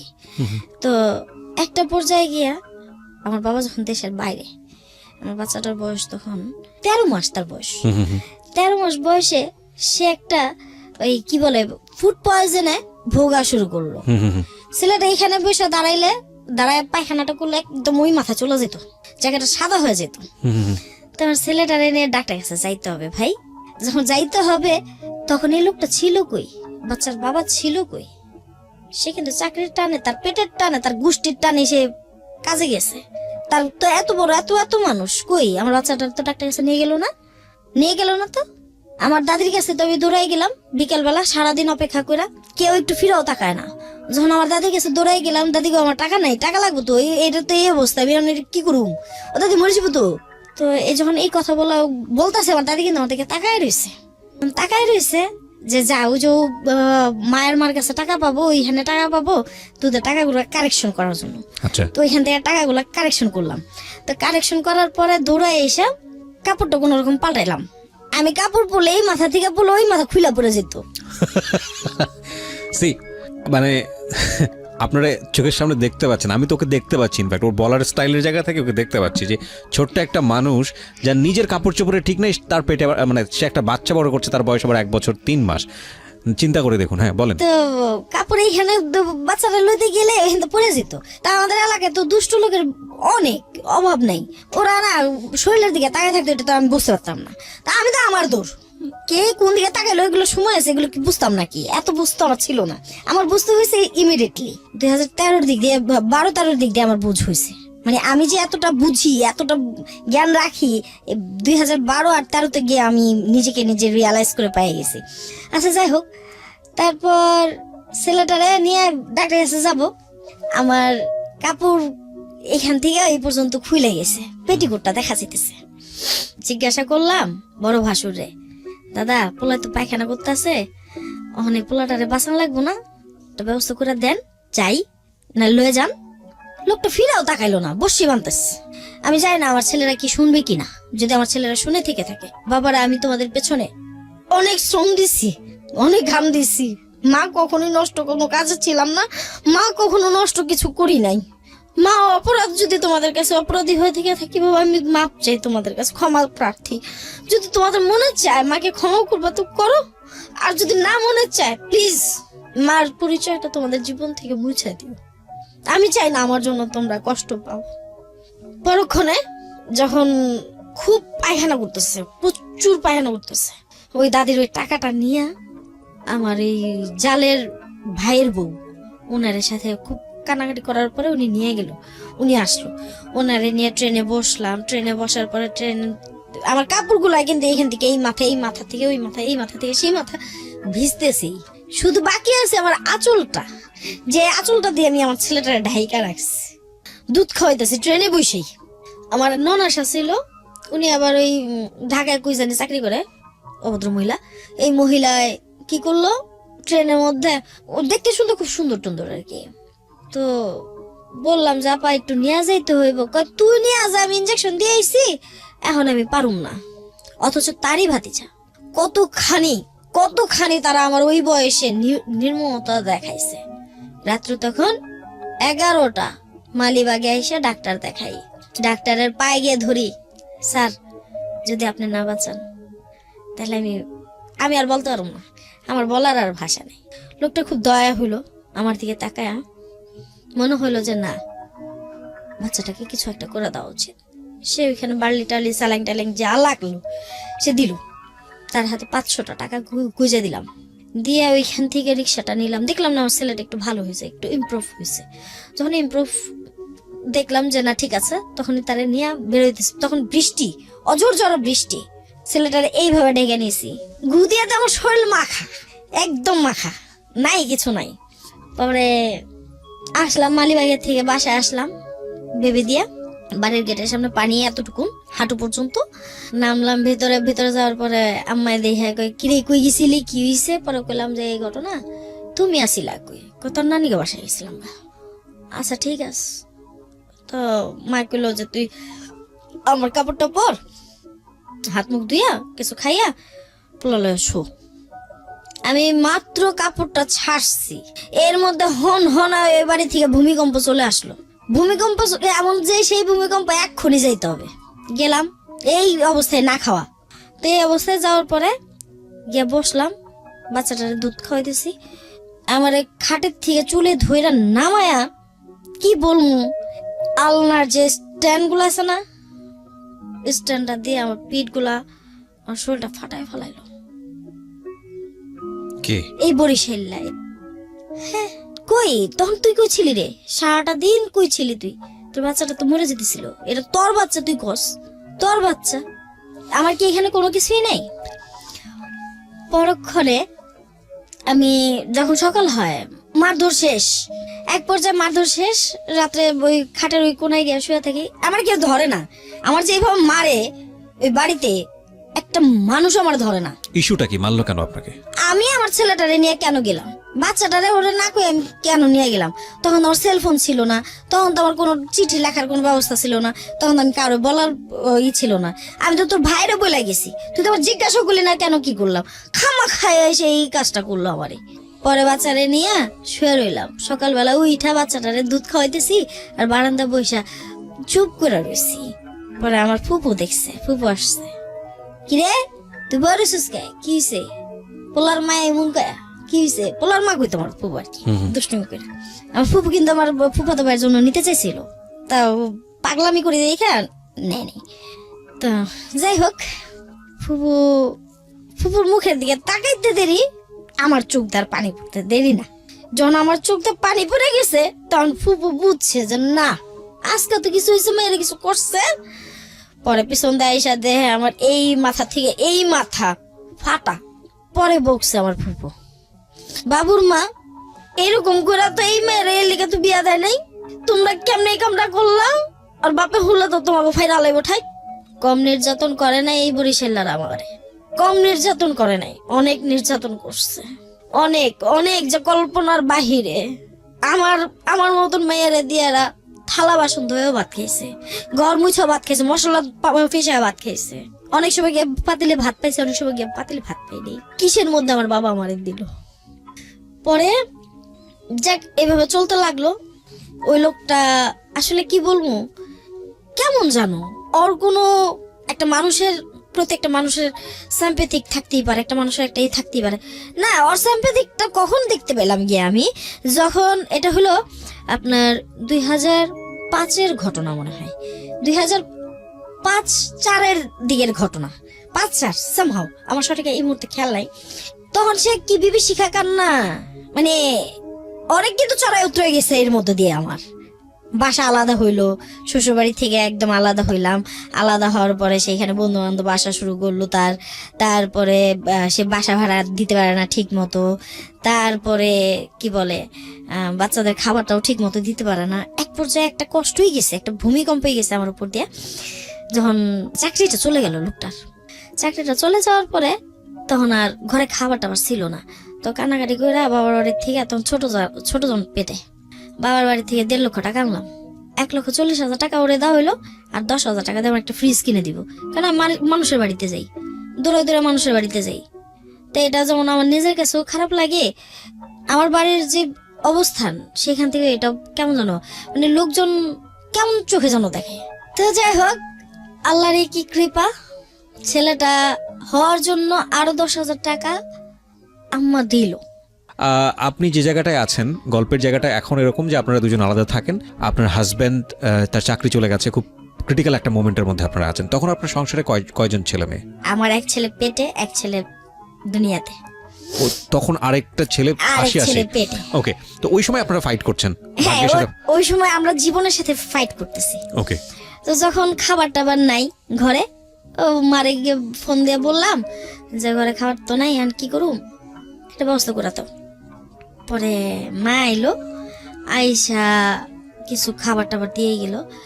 এখন হেন দিয়া ঘরের ভিতরে ঠান্ডার দিন, শীতের লেপ নাই ভাই। তো যখন ল্যাপ নাই, ওই মানুষটা থাকে কিসের মধ্যে, তো যখন মারে বললাম মা একটা ল্যাপ দিয়ে যাইও, তখন মায় কি করলো, মা ল্যাপটা দেখায় লই এলো। পাশে যে এই কাকারা আছে, কাকারা জিজ্ঞাসা করতেছে কি ব্যাপার, কি হয়েছে। তো মায় কইলো যে দিছিলাম তো ভালো বুঝা, কি করলো, মায়ের লাইফটা শেষ করে দিল। যাক, আল্লাহ বিচার করবো। তো এই কথাটা কি জানি আরো বলছে, এই কথাটা আবার কি করছে, ওরাই এই কথাটা এই লোকের কাছে লাগাই দিছে। এই কথাটা লাগাই দেওয়ার পরে আমার তো দিয়ে গেল গা। পরের দিন আবার আমার এই যে আমার পায়ে দাগ, আজও দাগ, এইখানে ফিরি দিয়ে বাড়ি, রক্তে ভাইসা গেল আমার সব। মানে আপনার গায়ে হাত তুলতো, র্যান্ডমলি হাত তুলতো প্রচুর।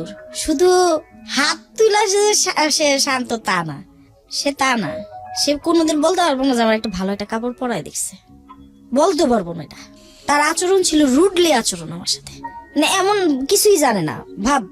কিন্তু কিছু কথা যে বলতো, যে কথা বললে মানুষ আত্মহত্যা করবো, তো সেটাই বললাম যে দেখেন, আপনারা যখন এটা শুনবেন বা জানবেন, আরো যারা আছেন আমাদের দেশের মানুষ যারা আছেন বা আমাদের আশেপাশে যারা আছেন, যারা দুষ্ট লোকগুলো আমার সাথে দুষ্টুমি করার অনেক চেষ্টা করছেন, যারা আমার খারাপ বানানোর জন্য অনেক চেষ্টা করছেন, অনেক প্রচেষ্টা করছেন, তাদের তো সব বিফল, তাই না? তারা আপনারা আসলে কিছুই লুটে নিতে পারেননি। কিন্তু ঘটনা হয়েছে কি, আমি এটা শিকার হয়েছি, আমি কিন্তু এটা শিকার হয়েছি। আপনারাও কিন্তু শিকার এটার হইেন না। আমারও শিকার করছেন, আপনারা শিকার হইেন না। আমার ক্ষতি হয়েছে, আপনার মেয়েদের যেন ক্ষতি না হয়। আমরা ব্যাকগ্রাউন্ডে আছি, ইনফ্যাক্ট কখনোই সিক্রেটস এর ব্যাকগ্রাউন্ড এত বড় হয় না।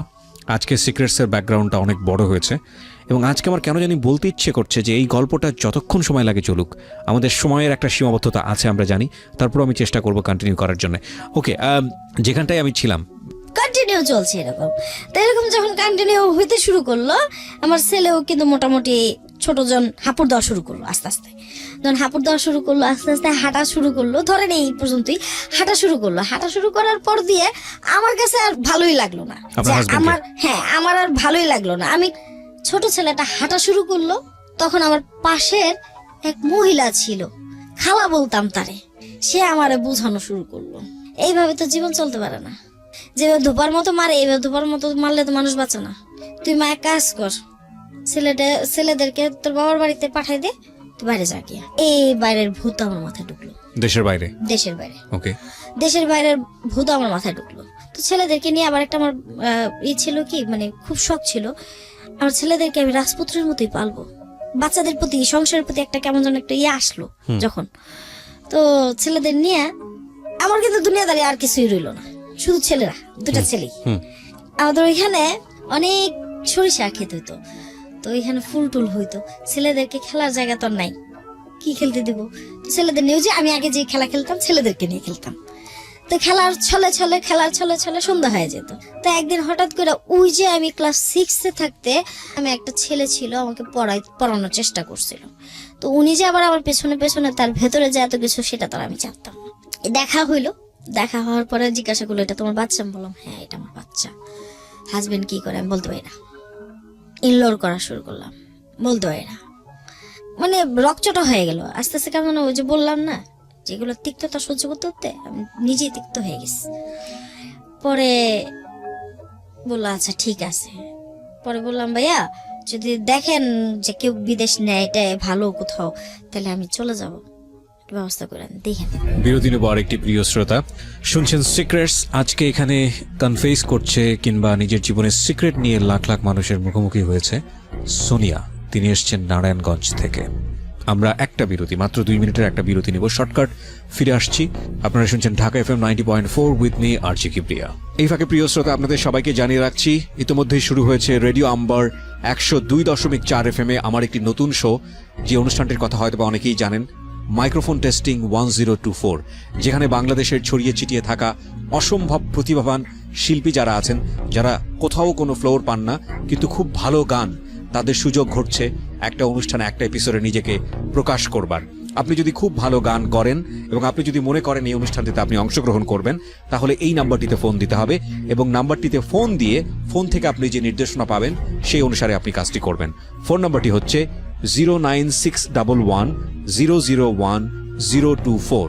আমি বাংলায় বলছি এবং ধীরে ধীরে বলছি, 0961001024। এই নাম্বারটিতে ফোন দিয়ে আপনি নির্দেশনা অনুসারে আপনি কাজটি করবেন। আর এমনও হতে পারে এই অনুষ্ঠানের মধ্য দিয়ে সারা বাংলাদেশ আপনাকে অন্যভাবে চিনবে। সো অপেক্ষা করছি আপনার কলের। আমরা যেখানটায় ছিলাম সেখান থেকে আবারও ফিরতে চাই। আপনি আপনার কোন এক শিক্ষক এক সময়ের, তাকে বললেন যে যদি কেউ বিদেশে পাঠাতে পারে তো সে যেন আপনার জন্য একটু চেষ্টা করে। হ্যাঁ, বলেন তারপর। তো উনি হাসি দিয়ে চলে গেল। আমিও বাচ্চাদের নিয়ে শুনে করে হাঁটতে হাঁটতে হাঁটতে হাঁটতে বাসায় আসলাম। আসার পরে হাতটা মুখ ধুইলাম, খাওয়া দাওয়া করলাম। এর কিছুক্ষণ পরে ওই ভদ্রলোক আসলো। আসার পরে জিজ্ঞাসা করে, কই গেছিলি? এই ভদ্রলোক মানে আপনার হাজবেন্ড? হ্যাঁ, কই গেছিলি? কেন কই গেছিলাম মানে? তুই কই গেছিলি? বাচ্চা নিয়ে হাঁটতে গেছিলাম। কয় না, বাচ্চা লোক তো হাঁটতে যাচ্ছে, তুই কই গেছিলি এটা কো। তা আমি বললাম যে এটা কোনো কথার মধ্যে কথা বললো না, দেখেন আমি কিন্তু এইখানেই ছিলাম। পরে বললো যে না আমি তো অনেকক্ষণ ধরে আসছি, তোর পাইনি বাসায়। আমার পান না, এটা একটা কথা হইলো? কয়, হ। আচ্ছা যাক, সে আর কিছু বলেনি আমার সেদিন, কিচ্ছু বলেনি। পরে আমার ভেতরে একটা ভয়, এই বুঝি সে আমার মারলো, এই বুঝি সে আমার মারলো।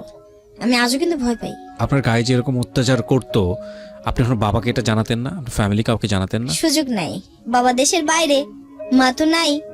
মা তো দেখলে বলে যে আচ্ছা ঠিক আছে এরকম না এরকম, কারণ তার উপরে গিয়ে যদি পড়ি। রাইট। আমি তো এগুলো বুঝতেই পারি নাই। ওই যে বললাম যে আমার সেই জ্ঞানটা ছিল না। ফুপুর বাড়িতে যাব, কে কাঠটা রাখে, কে কাঠটা খাওয়ায়, যাই হোক ফরগেট। তারপরে এই যে ভয়, এই ভয়ে ভয়ে ভয়ে ভয়ে হঠাৎ করে বললাম, আমারই এক কাছের এক লোক সেল্লাপারে বললাম, সেল্লাপা এই ঘটনা আর তো পারি না, বাবাও খবর টবর নিতেছে না, ফোন টোন যে দিমু, বেটা তো দেশের বাইরে, কেমনি কি করুম? আবার বাবা শুনলে তো মারতে শুরু করবো। তো এইদিকেও মায়ের, এইদিকেও মাইর, আমার জীবনে এদিকেও মায়ের ওইদিকেও মায়ের, দুজনের দিকে মায়ের। তো এত মায়ের মধ্যে আমি হয়ে গেছি ওই যে ভলিবল খেলে না, ভলিবল হয়ে গেছি। তো এর মধ্যে দিয়ে পাসপোর্ট করতে হবে, টাকা নাই। আমি টাকা দেবো কোত্থেকে, আমার তো টাকা নাই। পরে আমার একটা আংটি ছিল, সেই আংটিটা বিক্রি করলাম, এঙ্গেজমেন্ট আংটি। আচ্ছা, পাসপোর্টটা আপনার জন্য? হ্যাঁ, বিক্রি করলাম, বিক্রি টিক্রি করে দিলাম পাসপোর্ট করার জন্য। সেই সেলিনা আপা, আমি জানি না আমার পূর্ব শত্রুতা কার সাথে আছে, এটা কি আমার বাবার জন্য না আমার দাদার জন্য না আমাদের জন্য? আসলে আমার তো কোনো শত্রু থাকার কথা না, আমি কারোর সাথে তো দুষ্টুমি করি নাই, শত্রুতা আমি করি নাই, কিছু করি নাই। তো সে যেন কি জন্য এই কাজটা করলো আমি জানি না। সে নকল বিয়ের এই সেই বইলা আমারে এই কনভিন্স করলো। সে আমার বললো কেউ জানবে না, কেউ বুঝবে না, সে সম্পূর্ণ কমপ্লিট করলো। তো কমপ্লিট করার পরে সে এক পর্যায়ে গিয়া যাওয়ার কথা বলছে, আচ্ছা পরে। ওই লোকের সাথে কিন্তু আমার, ওই যে স্যারের সাথে আমার কিন্তু কোনো দৈহিক কোনো সম্পর্ক ছিল না, দৈহিক কোনো সম্পর্ক নাই, সাংসারিক কোনো সম্পর্ক নাই, তার সাথে সামাজিক যে একটা সম্পর্ক সেটাও নাই। জাস্ট ওই যে একটা সিগনেচার, যে ওই যে আমাকে বাইরে নিয়ে যাবে, মানে ফলস বিয়ের কথা বলে। ওকে ওকে ফাইন, আমাকে একটু জিনিসটা খুলাসা করে বলেন। হ্যাঁ, আমি বলেন। আমি আমি একটু আমাদের যারা শ্রোতা রয়েছেন তাদের জন্য যদি একটু বোঝাতে চাই বিষয়টা। একটা যেটা হচ্ছে যে বাইরে যাওয়ার জন্য আপনি পাসপোর্ট করছেন, এটা আমি হ্যাঁ, ক্লিয়ার। হ্যাঁ, তো বাইরে পাঠাচ্ছে আপনাকে কে? এটা ছিল আমার আমি যে বাসায় ছিলাম, ওই বাসার পাশে একটা ফার্মার ছিল, মুরগি ফার্ম, হ্যাঁ। ওই ফার্মে থাকতো এই মহিলা। ওকে, আচ্ছা, তো এই মহিলার খোঁজটা আপনি পেলেন কিভাবে? উনি যে আমার বাসায় আসতো পানি নিতে। হ্যাঁ, উনি আপনাকে জানালো যে উনি লোক পাঠায়? হ্যাঁ হ্যাঁ, আচ্ছা, তো উনি লোক পাঠায় এবং ওনাকে বিশ্বাস করে আপনি টাকা পয়সা দিলেন? টাকা দিয়েছি। হ্যাঁ, কত টাকা দিলেন? 5,000 টাকা দিলাম মাত্র? মাত্র। এই টাকা দিয়ে উনি বিদেশ পাঠাবে এরকম না কথা? না না, তাহলে? এই টাকা দিয়ে সে আমার পাসপোর্ট করে দিবে। আচ্ছা, তারপর বিদেশ যেতে কত লাগবে বা কি অবস্থা এগুলো কিছু বলেছে? হ্যাঁ বলেছে, 30,000 টাকা লাগবে। 30,000 টাকা দিতে হবে। কোথায় পাঠাবে আপনাকে? আমাকে পাঠানোর কথা ছিল দুবাইতে। দুবাইতে? আর আপনি এই বিষয়টা গোপন করবেন আপনার হাজবেন্ডের কাছে? সবার কাছে গোপন করে আপনি হঠাৎ করে চলে যাবেন? হ্যাঁ, আমার সিগনেচার লাগবে, তারা আমার সিগনেচার নিয়েছে। আচ্ছা এই পর্যন্তই তাদের সাথে আমার রিলেশন। আচ্ছা, এর বাইরে তাদের সাথে আমার কোনো রিলেশন নেই। কিন্তু আপনাকে বাইরে যেতে হলে দেখাতে হবে সাহেব আপনার হাজবেন্ড। হ্যাঁ হ্যাঁ, ওকে, এটা তারা আমাকে বুঝাইছে। আচ্ছা, তারপর? এই বুঝটা তারা আমার ছিল না। Okay. আসলে এইভাবে মানুষ কিভাবে কি করে। ওকে, পরে আমার আম্মা ফোন দিল, তুই কই? বললাম বাসায়। আচ্ছা ঠিক আছে। তো সাহেব এই যে ঢুকলো বাড়িতে ঢোকার পরে সে আর বাড়ি থেকে বের হয় না। কোন সাহেব?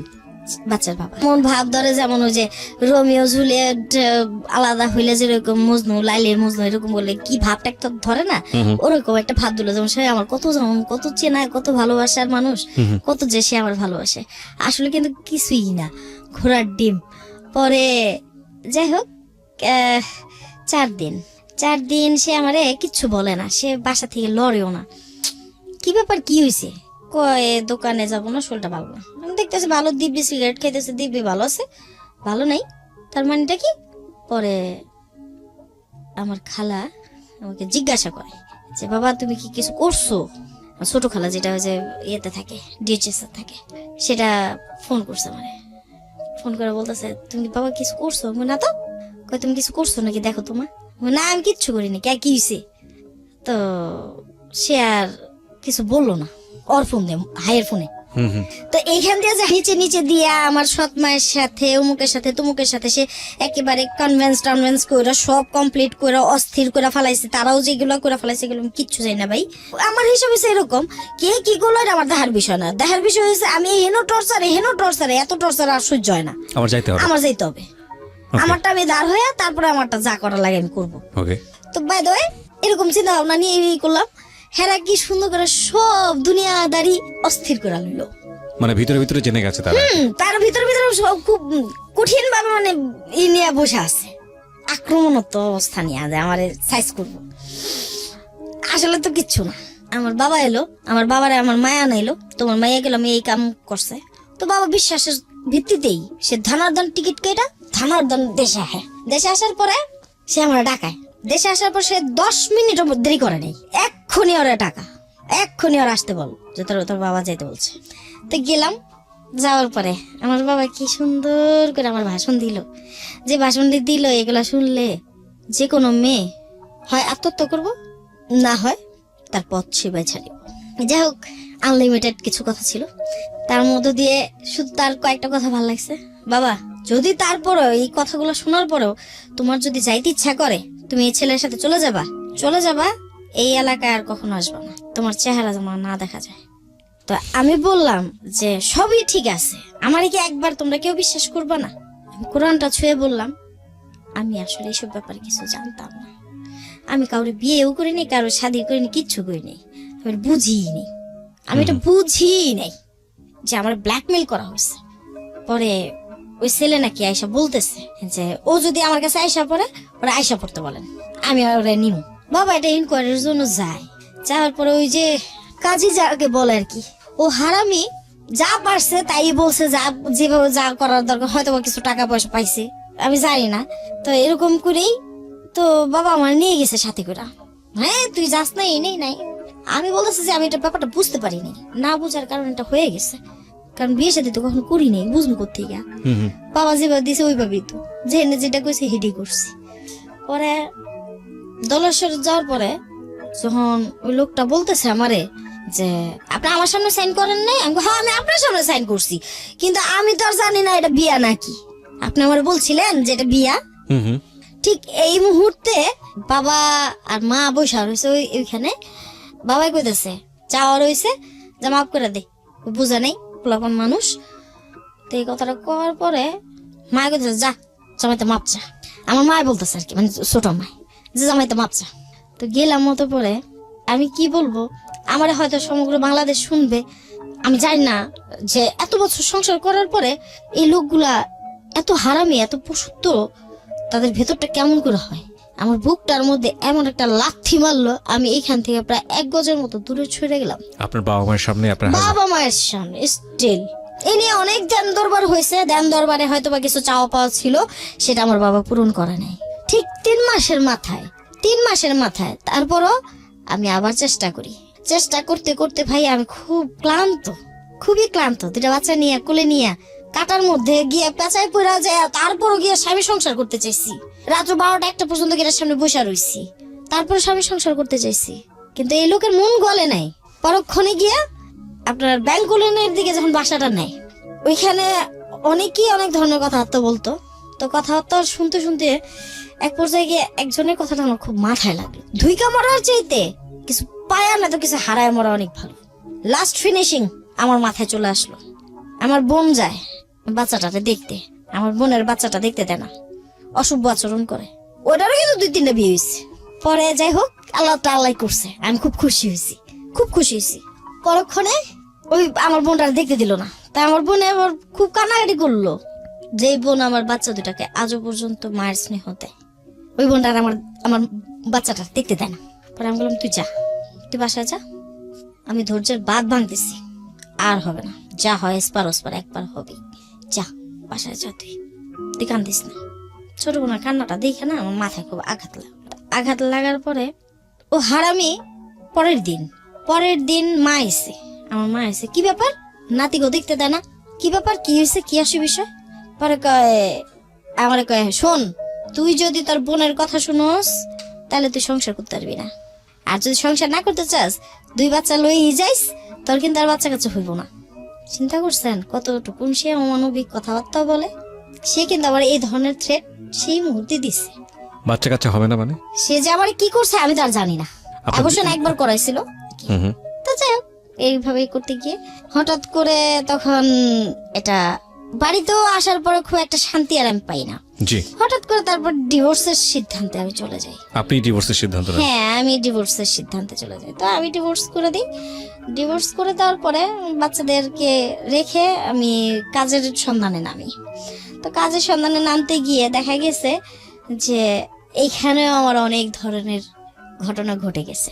ফাইন, আমার কোশ্চেনটা হচ্ছে সিক্রেটটা কোথায়? আপনি যে কারণে আজকে এখানে এসেছেন সেটার একটা বিশাল ব্যাকগ্রাউন্ড আমরা দেখলাম। এই যে দিয়ে যাচ্ছি আমি এই মুহূর্তে। এই প্যাসেজটাতে আমরা ঢুকবো, তার আগে আমরা প্রিয় শ্রোতা একটা ছোট্ট বিরতি নেব। আজকে নাথিং টু সে, মানে আমি স্পিচলেস হয়ে গিয়েছি যে একটা মানুষের জীবনে, আমি জীবনে বহুত জীবন গল্প শুনেছি এবং এমন কিছু কিছু গল্প শুনেছি সেগুলো অনের আনতে পারিনি। সেগুলো নিয়ে হয়তো ভবিষ্যতে একটা কাজ করব, একটা বই আকারে আপনাদের জন্য আমার একটা প্ল্যান আছে যে অপ্রকাশিত 10টি গল্প নিয়ে, 10টি হতে পারে, 12টি হতে পারে, 15টিও হতে পারে, এবং সেটা যে আরো কত ভয়াবহ, কত দুর্ধর্ষ হতে পারে সেরকম একটা বই হয়তো বা আপনাদের হাতে তুলে দেব। জীবনে একটা ইচ্ছা আছে এবং সেটা নিজে হাতের লেখার ইচ্ছা আছে। এই বইগুলো সাধারণত ফরমাইশি থাকে, কেউ একজন লিখেন, আমি নিজে পড়ে একটু হলেও দেখি যে কি আছে ভিতরে, ঠিক আছে কিনা, কিন্তু এই বইটা আমি নিজে হাতে লিখতে চাই। যাই হোক, সেটা অন্য এক গল্প। আমরা ছোট্ট একটা বিরতি নেব, মাত্র কয়েক মিনিটের। এই ফাঁকে প্রিয় শ্রোতা আপনাদের সবাইকে জানিয়ে রাখছি, ইতিমধ্যেই শুরু হয়েছে রেডিও আম্বার 102.4 FM আমার একটি নতুন শো, যে অনুষ্ঠানটির কথা হয়তো বা অনেকেই জানেন, মাইক্রোফোন টেস্টিং 1024, যেখানে বাংলাদেশের ছড়িয়ে ছিটিয়ে থাকা অসম্ভব প্রতিভাবান শিল্পী যারা আছেন, যারা কোথাও কোনো ফ্লোর পান না কিন্তু খুব ভালো গান, তাদের সুযোগ ঘটছে একটা অনুষ্ঠানে, একটা এপিসোডে নিজেকে প্রকাশ করবার।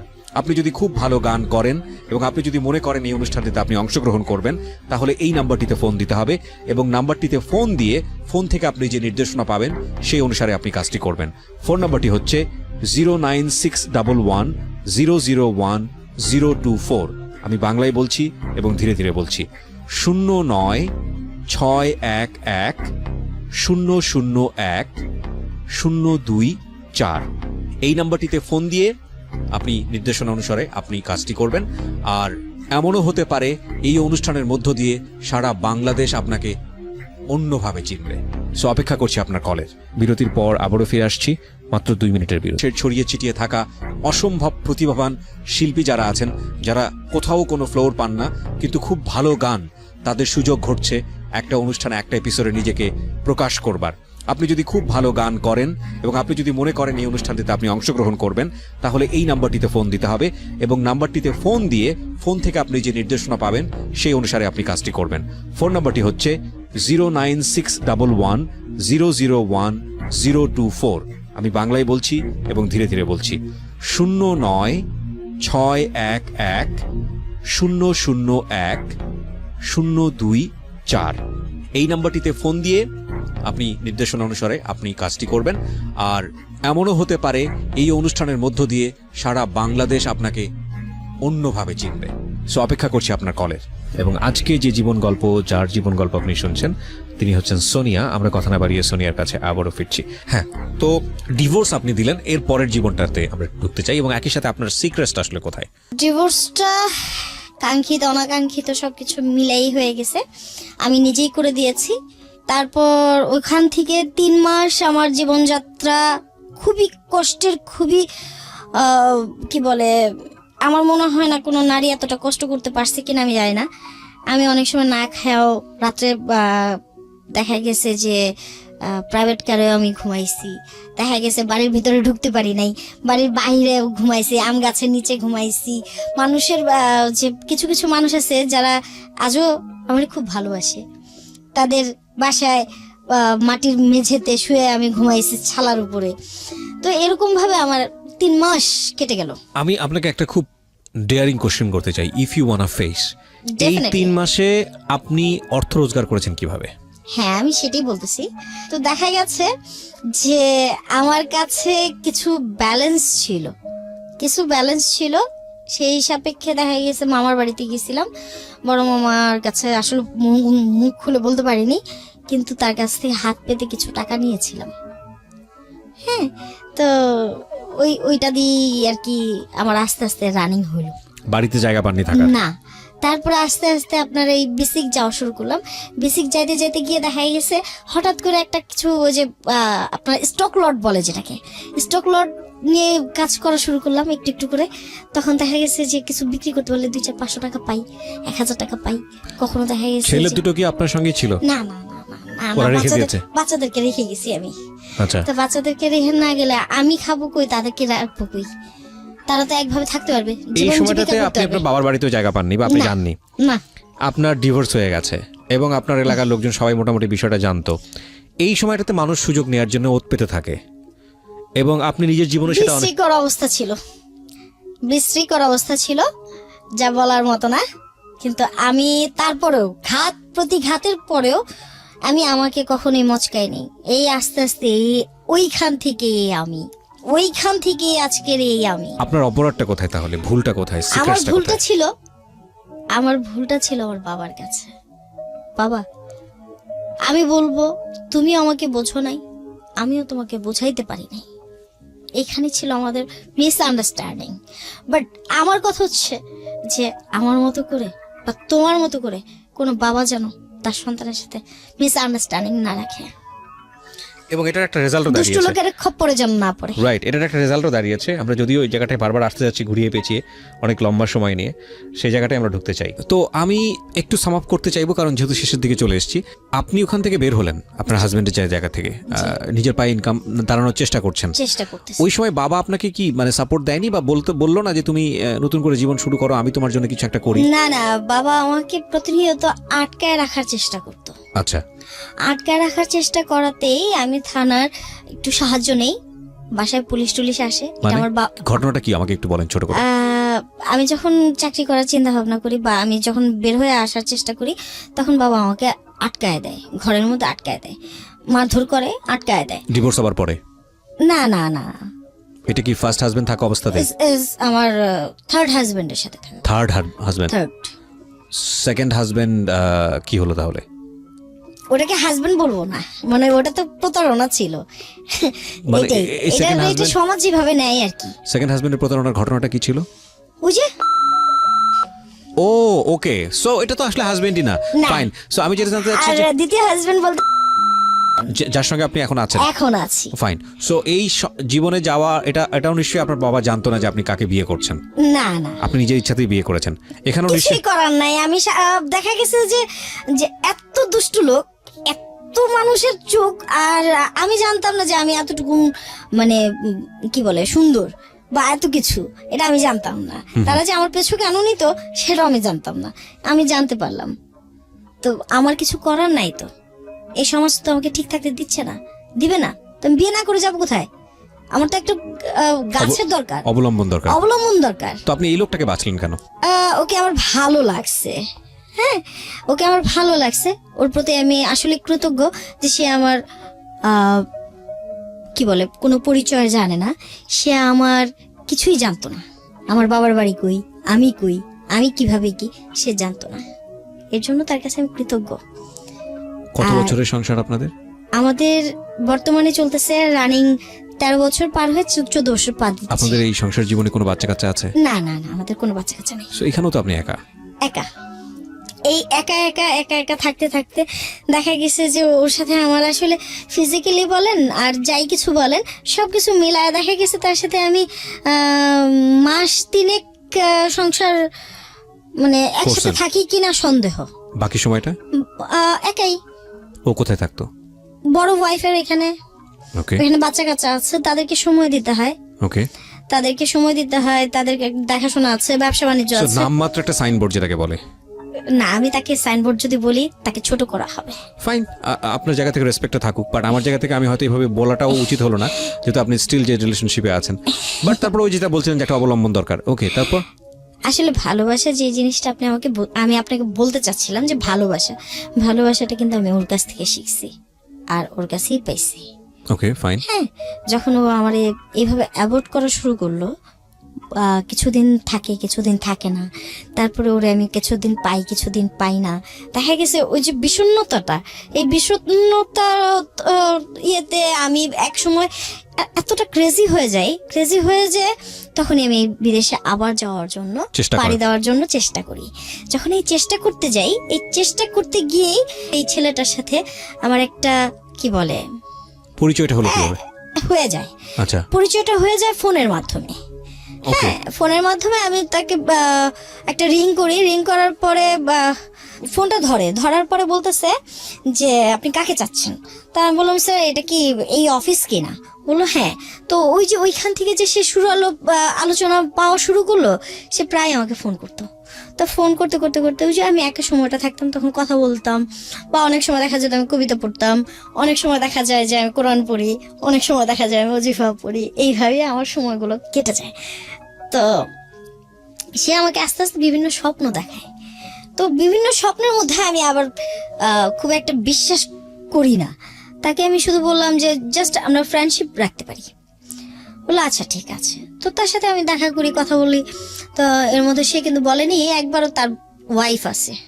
হ্যাঁ, তো বাই দ্য ওয়ে ওই যে বললাম যে আমার বাবার বাড়িতে পুলিশ আসে, তো বাবা খুব এই পুলিশটা রাগান্বিত। আপনি পাঠিয়েছিলেন? হ্যাঁ হ্যাঁ, আমি পাঠিয়েছিলাম না, আমি ওই বাসায় ছিলাম, আমি এনেছি। পুলিশ ফোন করে? হ্যাঁ, পুলিশ ফোন করে থানা থেকে। তবে আমি স্যালুটেড আমার প্রশাসনকে যে তারা আমাকে এতটুকুন সাহায্য করেছে সব মানে সময়। বলার সঙ্গে সঙ্গে চলে আসছে? হ্যাঁ, তারা আচ্ছা, আমাকে কেন নিয়ে আসছিলেন পুলিশ আপনি বাসাতে? আমাকে লক করে রাখা হতো। আমি তো এমনিই লক, তারপরে আবার লক করার কি হলো? যাতে আপনি বাড়ি থেকে বেরোতে না পারেন। এটা কোনো কথা হলো? এরকমই কথা। একটা জিনিস খেয়াল রাখবেন, যেই শাসনটা আপনি করছেন যে শিশুদের উপরে, প্রথম পর্যায়ে কিছু বলবে না। দেখুন ওকে যেভাবে বিয়েটা দেওয়া হয়েছে, আসছে ঘুম থেকে উঠে সাইন করে দিয়েছে বাবার কথায়, কিন্তু এই মেয়েটাই পরবর্তীতে কতটা ফেরোসাস হয়ে গেছে যে সে ফোন করে বাসায় পুলিশ নিয়ে এসছে। এই পরিস্থিতি কিন্তু এই মেয়েটার হয়নি, এই পরিস্থিতি আপনি তাকে বানিয়েছেন। আমি এটাই বলবো যে যারা নরম স্বভাবের থাকে, যে শিশু পরিবারে খুব নরম স্বভাবের থাকে, তার উপর জোর করে কন্টিনিউয়াসলি কোনো কিছু করবেন না। কারণ ও যখন খেপে যাবে তখন আপনি চিন্তাও করতে পারবেন না যে আগ্নেয়গিরির উদ্গীরণ কত ভয়ানক হতে পারে, তার চেয়েও ভয়ানক আচরণ সে করতে পারে। সো এগুলো না করাটাই বেটার। আমরা বাই দ্য ওয়েটা আমি নিজের জীবনের শিক্ষা থেকেই বলেছি, আমি যেটা বললাম এখন আপনাদেরকে, বিকজ প্রতিটা মানুষই কিছু না কিছু এক্সপিরিয়েন্সের মধ্য দিয়ে যায় প্রতি মোমেন্টে। এবং আমি দেখেছি যে এই জীবন গল্পগুলো বা এই সিক্রেটসগুলো যতটা আমাদেরকে শেখায়, আমাদের পুঁথিগত বিদ্যা তার চেয়েও অনেক ভয়ানক ভয়ানক ভয়ানক বেশি কিছু আমরা শিখি হচ্ছে এই জীবন গল্প বা সিক্রেটস থেকে।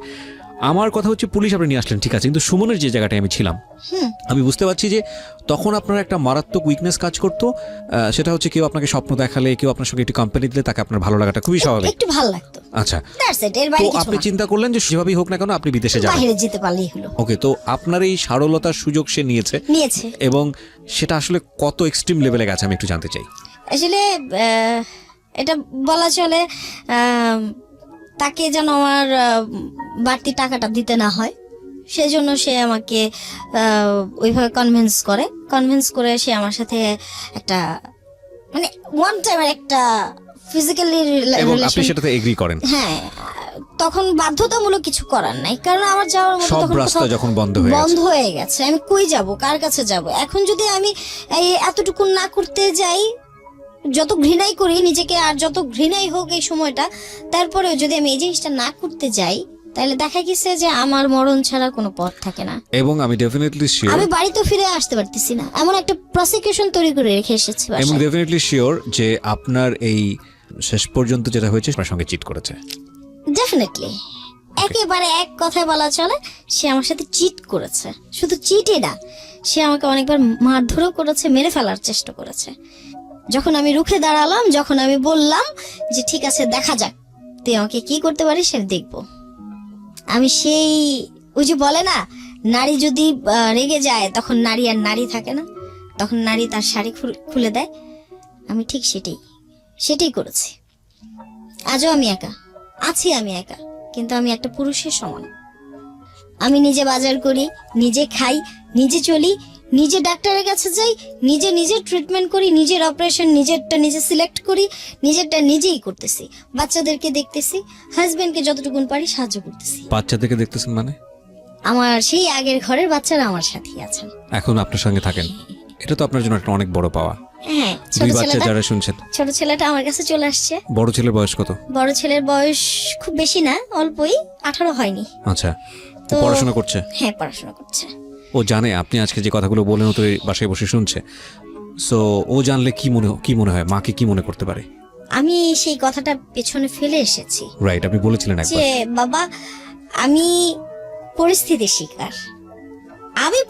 শিকার, এই পরিবেশ, এই কি বলে সমাজ, এই সমাজের ব্যবস্থাপনা আমাকে করে তুলছে। আমি নিজে থেকে কিছু করি নাই।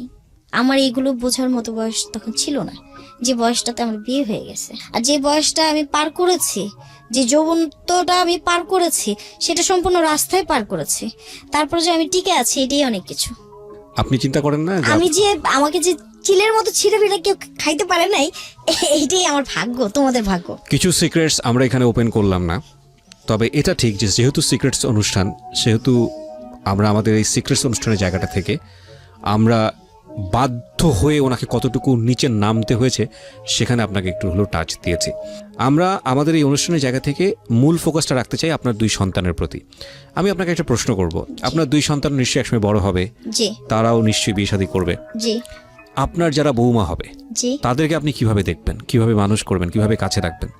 ডেফিনেটলি আমি চেষ্টা করব আমার ছেলের বউরা যেন আমার কাছ থেকে কোনো কটূক্ত, কোনো কথা দিয়ে কোনো আঘাত, বা তাদেরকে কেউ উসলানি ফুসলানি দিতে না পারে, সেই জিনিসটা আমি খেয়াল